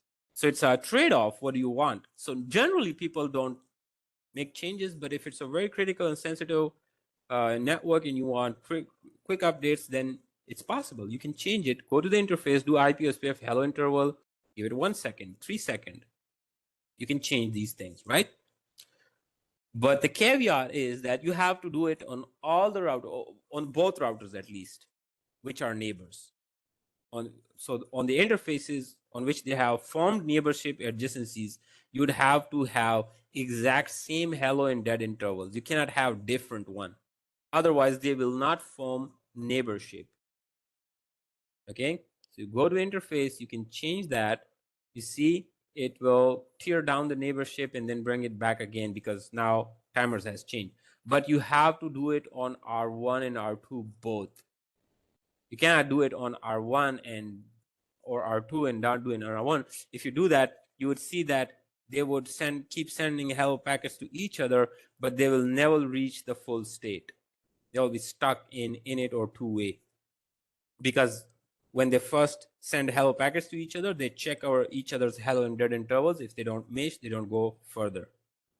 Okay. So we have a packet tracer activity to check the OSPF cost value and hello timers and modify them and see what are the effects. But I will not be doing it right now. I will be giving you a recording so that you can look at that packet tracer activity because there are a lot of packet tracer activities. I cannot do them all in these lectures because I have to cover the module as well. So I will be giving you the all other packet tracer activity for OSPF in a recording so that you can watch them. And if you have any questions, you have the Q&A and support time in the chat and you can discuss it further there, okay? Now, that was all great about networks sharing and subnet sharing by OSPF so that it can insert these routes into routing tables so that we can reach remote networks and all good. But what about default route? In networks, well, we have routers and we have subnets and so on, remote networks and so on. But one of these routers would be eventually connected to ISP, right? And to the ISP, we have a default route, .0.0/0 via whatever the next hop of this ISP is. So you have the IP address of that, right? What about that route? How does this router via OSPF tell this router about the default route? Let's see that. We have to propagate a default static route in OSPF because, well, the problem is that for this default route is that we have OSPF configured between these two routers, let's say, right? The OSPF, and when we decide which networks to share, we use the network command, right? We either use the network command or we use the IP OSPF area command by going to that interface to enable those interfaces in subnet to be part of the updates, to be included in the updates of OSPF, so that it starts sending that subnet and interface information to other OSPF routers, right? That's how we select which subnets information will be sent in link state updates, right? If that is the case, I am not running OSPF with the ISP, right? There is no routing protocol running with ISP. It's just link connection. The ISP is not giving you any information to connect with its as OSPF or EAGR or any dynamic routing protocol normally in small networks. So there's no OSPF or any routing protocol running between you and ISP. So you have to do manual command IP route 0.0.0 via the ISP router. You have to run it on this router so that inside this router routing table, you have a default route 0.0.0 via the ISP router. That's how everyone should get access to the internet, right? But it's only on this router. It's not available on this router, not on any other router that you have in your OSPF domain. And you need a method to select this static route, which is inside the route table, which you manually entered on this router, to send it in the updates to other routers, right? But the problem is you cannot do it with the traditional methods. You cannot do it with the network command. You cannot do it with the IP OSPF command, because the IP OSPF command can only be run on the interface, right? When you run it on the interface, it includes that interface subnet in OSPF updates. Well, that's out of question. It doesn't do anything else. The static route is not on interface. You cannot use the network command, because when you use the network command, you can tell the network command to select all the interfaces, every subnet, by running network 0.0.0.0, okay, area 0 or 255 if it's if the iOS requires the reverse of the subnet mask, which is a wildcard mask. So some OS requires, or most of them requires wildcard mask, but the newer operating system also takes the network mask as well. So whatever you put it, it will automatically detect whether it was a subnet mask or a wildcard mask. So if you do network 0.0.0, that means any network on any interface on this router is now included in the OSPF updates. And you can, and that's a very easy configuration. If you want all the interfaces on the router to be included in IP OSPF, you can just do this one command. It's a shortcut. It will start including all the subnets in its update. So with one command, you selected all subnets on all interfaces, which is good. But again, it would still not select this default route because this is not configured on any interface. It's not part of this router. It's statically entered, right? So to include this in the router OSPF updates, so this is a static route that you have done, configured it with either exit interface or next hop IP address or both. You would have to run this command, default information originate, under the OSPF process so that it includes this information in its updates. And it will only do that if you have a default route inside your routing table. When you run this command, OSPF goes into the routing table, searches, do we have a default route? And if it finds a default route, it will start including that in its link state updates. Okay. So in this case, you can see that on this router R2, a default static route was added. In this case, it's just pointing at loopback just to simulate internet. It's not real internet. So you can just forward it to a loopback because loopback is always up. It never goes down. And then you go to router OSPF 10 and you say default information originate, and it will start including the loop, this default route in its updates as well. That's what we call propagating the default route. And when you do that, if you go do show IP route, you see inside your routing table, you have this statically enter default route. If you only, and this command only works if you have a default route in your routing table. If you enter the wrong static command or anything and you don't see a default route in your routing table, then even if you have this command enter default information originate, it would have zero effect. Because what this command does is it goes into routing table, it searches for default route. If it finds a default route, then it starts sending this default route to other routers. And now you can see if you go to router 1, router 1's got this default route from OSPF. You see the O, that means it received it from ESO. And it has a steric, that means it's a default route. You received it via OSPF, it's a default route, and E2 is external type 2. OSPF has two external types, E1 and E2. We don't have to worry about what those are, but default routes are external type 2 OSPF routes, and they are not part of CCNA. You just need to know that there are E1 and E2 types of OSPF, but we do not cover that in CCNA, okay? We'll do a packet tracer on that as well. I'll get you a video on that and see it in action in packet tracer, how it is configured and how it really propagates and verifies it. There are other commands that we have already covered. There are more packet tracer activities on that for your practice. Yes? Yeah, sorry Yes, for me please. disturbing your progress. Default application, yeah, is only restricted within the same area, right?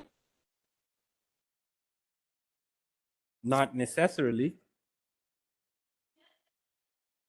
So if you have a multi-area, you'd also need.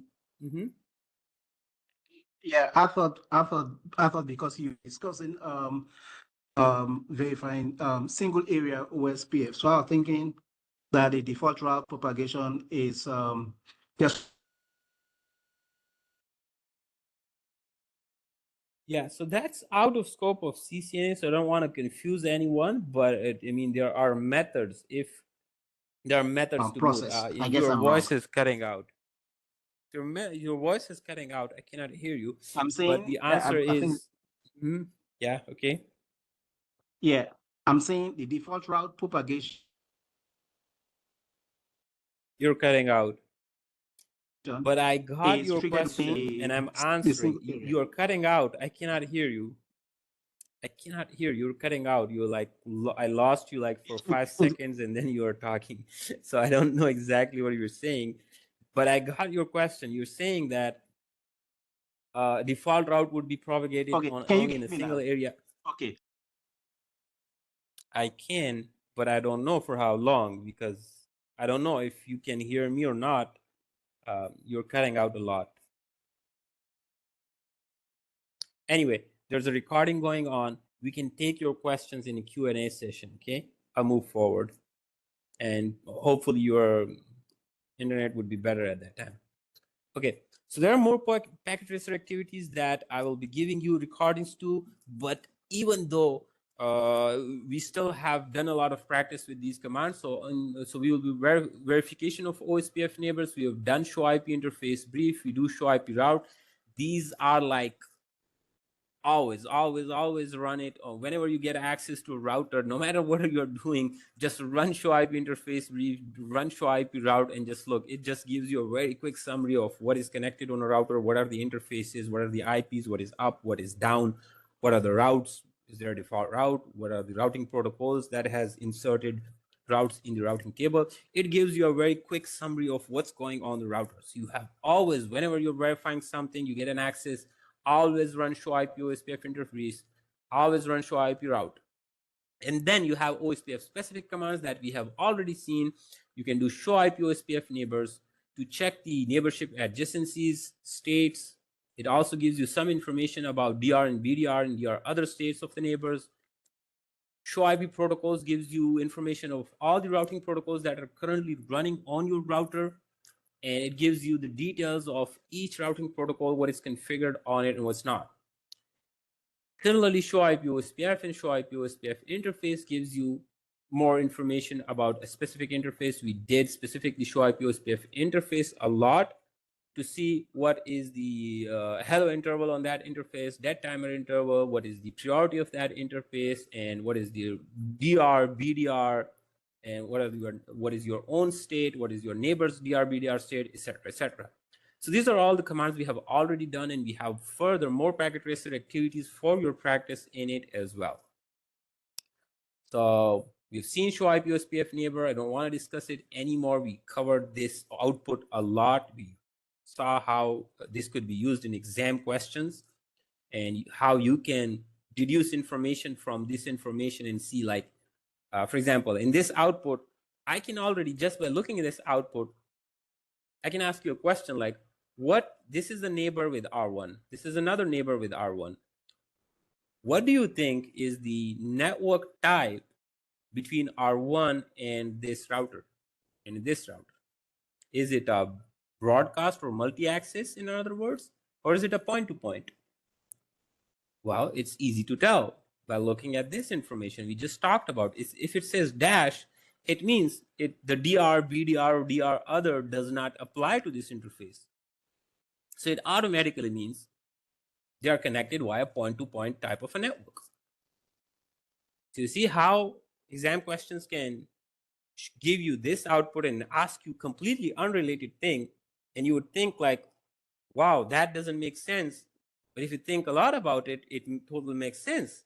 You can just look at this output and you can tell what is R1. You can tell whether it's a DR, BDR, DR other, or in this case, you can also tell, well, DR, BDR, or DR other doesn't even apply because this is point-to-point network with this neighbor. With this neighbor, it's also connected via point-to-point network because there is no information about DR, BDR, or DR others. Okay. Similarly, we did verification of hello and dead timers, network types we have already did, and this is for two routers that may not form adjacency. If you do show IP OSPF neighbors and their state is not becoming full for whatever reasons, well, you have to check these things.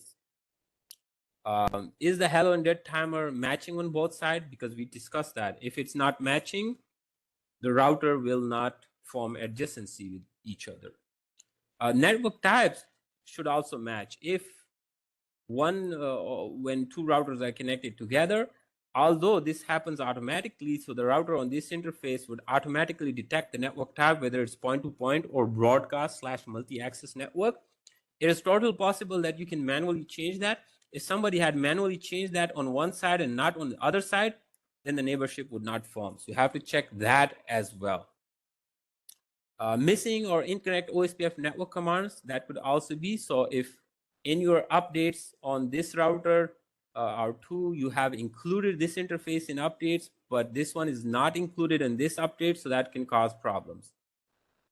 Show IP protocol shows you a lot of settings for what the dynamic routing protocol is running. In this case, OSPF 10 is running. It shows you router ID, the interfaces that are selected for the updates in OSPF, and other information from other gateways you're connected to, your administrative distance that is configured on this, your area, how many routers in area 0 you have, what type of areas you have. Although we haven't talked about these different areas, but it shows you all this information. Okay. Similarly, show IP OSPF shows you process ID and other outputs that could be informative. For example, it also shows router ID. It shows you the area backbone is 0. Does it have any authentication configured? The algorithm, what time, last time the algorithm, the SPF algorithm was run on the database information that you received. It was run 4 times. It can give you some information and helps you with troubleshooting in some very complicated cases. Types of LSAs, a number of those LSAs that have been sent, etc., etc. And we haven't covered these. We have only talked that there are 11 types of LSA in OSPF version 2, but it's out of scope of CCNA to discuss exactly what these LSA type means here. We've done show IP OSPF interface a lot in packet tracer as well. So I'm not talking a lot about this, but it gives you the network type. In this case, it's saying point-to-point. We just saw it in packet tracer. Our was broadcast because we were connected to multi-access network. and it gives you more information if you have DR and BDRs and its network type is different. Obviously, show IP interface brief, we know about that, gives you all the network information, configuration on interface, interface names. Sorry, this is not show IP interface brief, this is show IP OSPF interface brief. So it's we haven't tested it, but it gives you very quick information about the interface that is included in OSPF, what is the priority of that, which area it belongs to, what network is configured on that, the cost of this interface, this is very good, and the type of the network and the state as well, and neighbors. So that's a very good one. We will include it in our packet tracer activities. So this is something to look at. So we have packet tracer activity to do all these verification. We will get that and do it. And that's the end of this module. We have another packet tracer for configurations, a physical topology activity as well in the lab. For the physical mode, we have another physical mode activity, which is a very good one. You'll get the videos for that one. So what did we learn? I want to go through that very quickly because there's a lot that we learned and there's a lot to cover, even just to revise it. Okay, so we'll quickly revise it. So we did router OSPF process ID. We talked about how process ID could be between number 1 and 65,535, but it has only local significant. You can run OSPF on different routers with different process ID. It does not matter. It doesn't have to match. Okay. Why do we have process ID? Because you can run multiple OSPF processes with different IDs on a single router. Normally, you wouldn't do that, but it's possible in some scenarios. A router ID is a 32-bit value, represents an IPv4 address. The router ID is used by an OSPF-enabled router to synchronize OSPF databases and participate in the election of DR and BDR. We just did that. So router ID has a significance in DR and BDR election if your interface priorities are all same, which is by default 1 for all. So it is very important for the by default configuration and election of DR and BDR. It is also used for identification within the OSPF process for neighbors identification and synchronization of databases. Cisco routers derive the router ID based on 3 criteria. So how do you set the router IDs? Well, first, router ID is explicitly configured under OSPF using the router ID command, and you provide the router ID in IPv4 format. This is just an ID. The IPv4 address does not have to be part of any subnet or even routable. So we do it manually using router ID. If we don't do that, then the router chooses the highest IPv4 address of any loopback interface if it is configured. We saw that in a packet tracer activity. It was taking the highest loopback interface. If there is no loopback interface as well, and you don't have a router ID configured, then the router chooses the highest active IP address of any of its physical interfaces. Okay, so the physical interface highest IP comes last. The basic syntax of a network command is network, and then you give a network address, and then you give a wildcard mask, and then area and area 0, which we have seen, but if you have more areas, you can do that as well. Any interface on a router that matches the network address in the network command can send and receive OSPF packets. So when you do this command, the OSPF starts looking that whatever network you provided here, is there any interface that is configured with a subnet that can be part of this network that you provided? It automatically enables that OSPF on that interface and starts sending that subnet information to all routers. So a quick shortcut is to use network command and provide 0.0.0.0 area 0. That is a shortcut to include all interfaces on the router with all the subnets configured on those interfaces to be part of OSPF.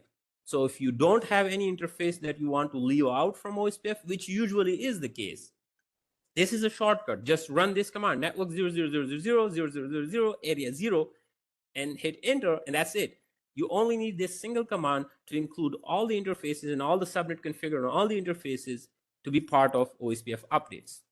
And if there's any interface that is connected to local area network where you don't want updates because it just wastes resources because there is no router connected to that LAN, just use passive interface and give that interface name.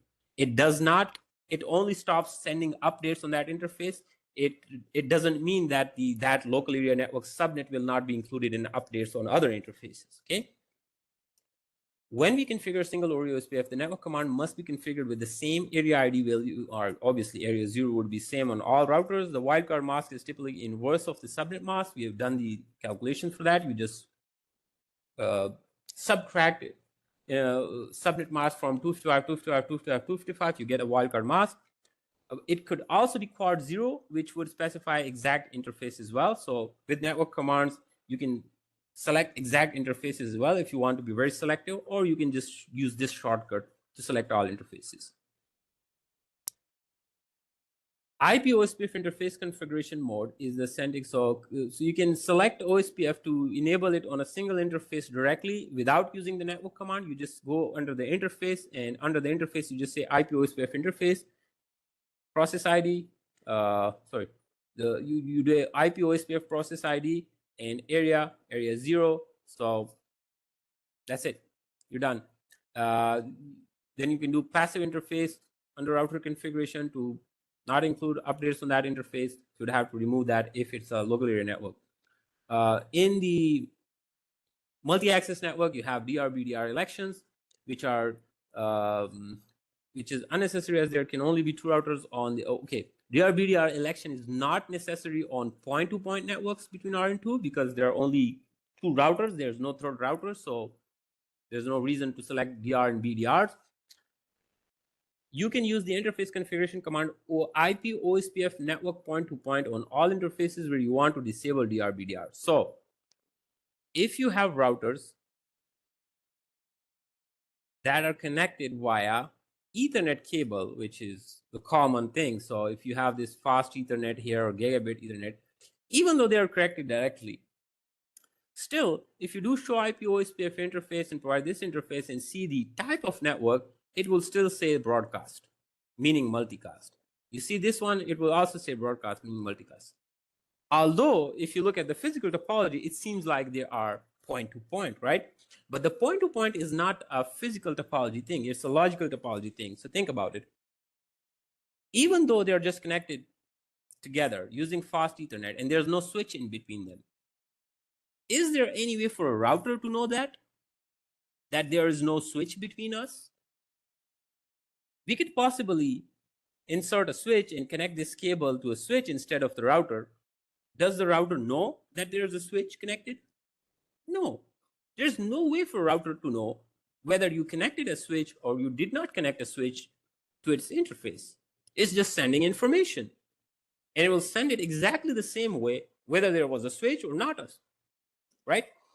So what happens is that even though you don't have a switch, but because you selected an Ethernet port, which is what we have usually on the routers, the type of the network is always broadcast. The router still thinks you are connected to multi-access, which is correct information. Even though there's no switch, the type of network is still multi-access. It's still broadcast. It supports that. You can very well connect a switch to it, and it will still work the same way. So even there looks like point-to-point, it's still a broadcast, meaning it will still select DR and BDR. One of them will become DR, and another will become a BDR. Even though there are just 2 routers and there is no switch. But because the network type is still broadcast, it will still go through that election process, which is a waste of time, waste of resources. So in this case, what we can do, if we know we are never going to connect a switch to these interfaces, we can just go and change that network type. And you can go to this interface and run this command, IP OSPF network point-to-point. Run to this interface and do IP OSPF network point-to-point and force it to become a network type of point-to-point so that they don't do DR and BDR elections. Okay. Now your question could be like, okay, when is the type of network point-to-point exactly? Well, that is when you have 2 routers and you're connecting it via serial link, which we denote like this. Serial link is an old type of port, which is not an Ethernet port. It is different port. I showed it to you once in a packet tracer activity in a physical mode. It looks like with multiple pins, and those were serial connection. It had a serial cable through which you can connect. It is an old type of interface. It doesn't even come in modern routers. But since OSPF is configured the way it is configured, so we have to select point-to-point for these cables. Okay, this is no longer available, but this is we learn and read it for historical reason. Maybe you stumble upon some older device which is still using serial links, which has a specific serial cable. It doesn't use the Ethernet cable. It doesn't use Ethernet ports, and it was a heavy cable. It was used to connect two routers over long distances as well, or short distances as well. And on that port, automatically the network type is point-to-point. And you can easily do that in Packet Tracer. When you select a serial network, it will automatically be a point-to-point. But if you have RJ45 connection and you have Ethernet cable, which is the most case in the hardware, when you have a hardware, this would be the case. If you don't do that, if you don't change the type to point-to-point, it would still work. There's no problem. It still would work. It's just that it would go through DR and BDR election, which would slow it down just like by a fraction of a second in reality. But it is an exam question, right? So think about it as an exam question. In reality, if you don't change anything, it's still good. Everything is still working. Even if the type is point-to-point, so what? It's still working. But or if it's a type of broadcast, but there are only two routers, so what? It will still work. It will just go through DR, BDR election, and everything will work as expected. Okay, but from exams perspective, you should know this, the difference, and that you can change this to save resources, to save bandwidth. Okay.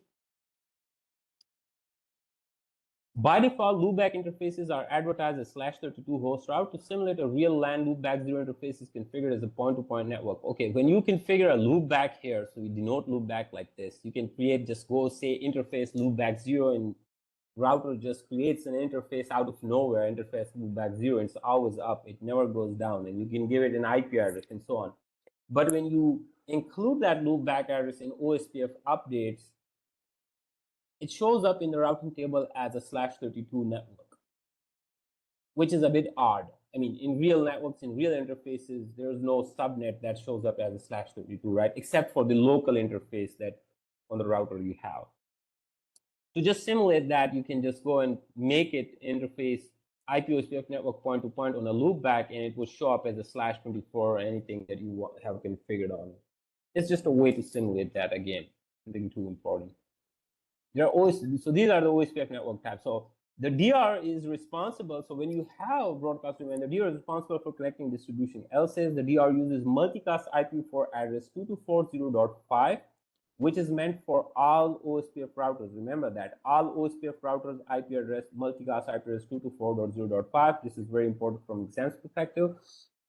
If the DR stops producing hello packets, the BDR promotes itself and assumes the role of DR. All other routers become DR others or druthers, right? So for when DR is failing, there's no election happening. BDR automatically becomes DR, and only election happens for BDR because the BDR role is empty. So there has to be election happen for BDR, but not for DR. DR others uses the multicast address 224.0.0.6, which is also called all designated routers, to send OSPF routers to DR and BDR. So all DR others only send messages or updates to BDR and DR, which are listening on 224.0.0.6. That's why it's called all designated routers. Only designated routers, which is DR and BDR, are listening. So DR others are sending it to DR and BDRs. The DR others don't communicate with each other, okay? They are always stuck in two-way state. They don't create a full adjacency. They just create adjacency, but their adjacency is limited up to two-way, which means they only exchange hello packets and nothing else. To verify the roles of OSPF version 2 router, use show IP OSPF interface. We've seen that a lot of times. And to verify OSPF adjacency, use show IP OSPF neighbor command. The state of neighbor in multi-access network can be full and DR other, full DR, and full BDR. We saw that as well, right? Or two-way DR other. So the two-way DR other is only possible between DR other and DR other, right? Because they are always stuck in two-way state because they cannot exchange anything other than the hello packets. The OSPF DR and BDR election decision is based on a router with the highest interface priority as a DR, configured priorities, right? So the first thing is to look at priorities. If that is, so the first highest priority becomes DR, the second highest interface priority becomes BDR. If the interface priorities are equal, which they are by default because all interfaces priority in OSPF is 1, if you haven't manually change it, then the router with the highest router ID is selected as a DR and the second router has to be as a BDR. And remember, what would be the router ID of the router? You have to go back to the 3 steps that we just covered. That either you have manually configured router ID, first thing, which if you don't do by default, then it would look at the highest IPv4 address on the loopbacks, which you haven't configured. Again, if you're going by default, then it would select the highest IPv4 configured on any physical interface. That would be selected the router ID, and then it is used here for selection if you don't have priorities configured. Okay, the interface priority can be configured to be any number between 0 and 255, which we just did. If interface priority value is set 0, that one cannot become DRBDR because it does not even participate in election. The default priority is 1, which we just did. OSPF DR and BDR elections are not preemptive, meaning if the DR fails, the BDR is automatically promoted to DR, meaning the election cannot be reinitiated just because something failed. You would have a BDR, it will promote itself to DR. But since the BDR role is now empty, for BDR, there would be election happening, okay? But there's no election for DR in this case. But if you want to force it, you would have to set the priority of an interface, you use IP OSPF priority and provide a value between 1 to 255 or 0 to 255. Even though you change the priority, that does not mean that there will be re-elections or something would happen. Nothing would happen if the election has already happened. So OSPF uses a cost metric. The lowest cost indicates a better path than a higher cost. Okay, we did just costing. So OSPF cost is the metric of the OSPF, which is inversely proportional to bandwidth, and it has a calculation. So it has a formula which is cost equals to reference bandwidth divided by the interface bandwidth to find the cost of each interface. The reference bandwidth by default is 10 power 8, which is a problem. The problem with 10 power 8 is that the fast Ethernet is also 10 power 8 bandwidth. It would become, cost would become 1 for fast Ethernet. Anything higher than the fast Ethernet like gigabit or 10 gigabit would also amount to exact same cost 1 because cost cannot be less than 1. It always has to be integer value. To fix that, we have a command called auto cost reference bandwidth, which on which we usually set up the highest bandwidth that we have available, like 10 gig, which is 10 power 10. So you would do auto cost reference bandwidth and select 10,000 or 10,000 because if you do a question mark, it would show you that this command takes value not in bits, but it takes it in megabits. So you have to calculate like what would be 10 power 10 in megabits. So it would be 10 power 4. So it would be, so it would be 10,000. So if you set it to 10,000, that would be 10,000 MBs, which would equal to 10 power 10. Yes. Okay. So, or you can set the cost of a single interface using IP OSPF first to manipulate the cost of a single interface if you want to manipulate OSPF or tricking OSPF to selecting other best paths based on whatever cost calculation you do. You can manually do that as well for single. But if you're doing auto cost reference bandwidth on one router, you have to do it on all OSPF router. Otherwise, your total calculation would be a mess. The cost of an OSPF router is accumulated value from one router and destination network. OSPF cost value can be manipulated to influence the route chosen by OSPF using this command. To change the cost value reported, so we already talked about it, so why we're repeating it, so I'll just move on. If the data interval requires before the router receives a hello packet, OSPF removes that neighbor from link state databases. The router floods the LSDB with information down the neighbor out all OSPF enabled interfaces. We saw that in Packet Tracer real, right? So when we shut down an interface, the other router shows that using a debug command that the dead timer expired and it updated its LSDB and flooded out all interfaces, OSPF enabled interfaces to let other routers know. Cisco uses default of 4 times the hello interval, which is 40 seconds, meaning when your router is down, other routers will wait up to 40 seconds to remove your information and routes from the routing table and flood each other, which is a problem, right? So we, in some cases, including information in critical networks, we want to modify hello interval and dead intervals to be lower than 10 and 40, but it would consume resources. So that's up to you. In OSPF terminology, the router located between an OSPF routing domain and non-OSPF routing is called the ASBR. To propagate a default route, the ASBR must be configured with the default static route using IP route 000 next hop address and the default information originate router configuration. Okay, we did not cover that, but the router that is connected to ISP, right? It is called ASBR. It's a special name.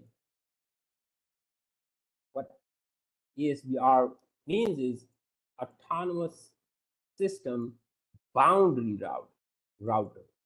So it has a special role. It's called autonomous system boundary router. Why it's called autonomous system boundary router is because all other routers that are inside it is in your administrative domain, and they can all have OSPF. You can select to have OSPF on it, but your OSPF ends at this router, and from here you are connecting to ISP, which is a different organization. It does not come under your administrative command, right? So you cannot force OSPF on them, and that's why this becomes your autonomous system. This has become their autonomous system. So this router becomes autonomous system boundary router connecting two different autonomous systems. That's why it's called ASBR. So on ASBR, you configure static routes, right? You configure static route, default route that points to next hop ISP, and then you would tell this router using default information originate router to include the default route in its routing table in its OSPF updates to tell all other routers. And on other routers, that default router would appear at O, steric, and E2, external type 2 router, another routers, right? So, and we did show IP OSPF neighbors, show IP protocol, show IP OSPF, show IP OSPF interfaces, show IP OSPF neighbors to do OSPF verifications. And that ends our module. We'll be doing a lot of practice for OSPF in the packet tracer, and I will be giving you those videos. We have already done 2 packet tracers in lecture classes. We'll do 4 more, I believe, in the videos. Okay. I will be stopping the recording right now, and we will start our question and answer sessions. But let me first stop this. I cannot find it where to stop from. Well, I'll just stop the sharing now. Probably I'll find.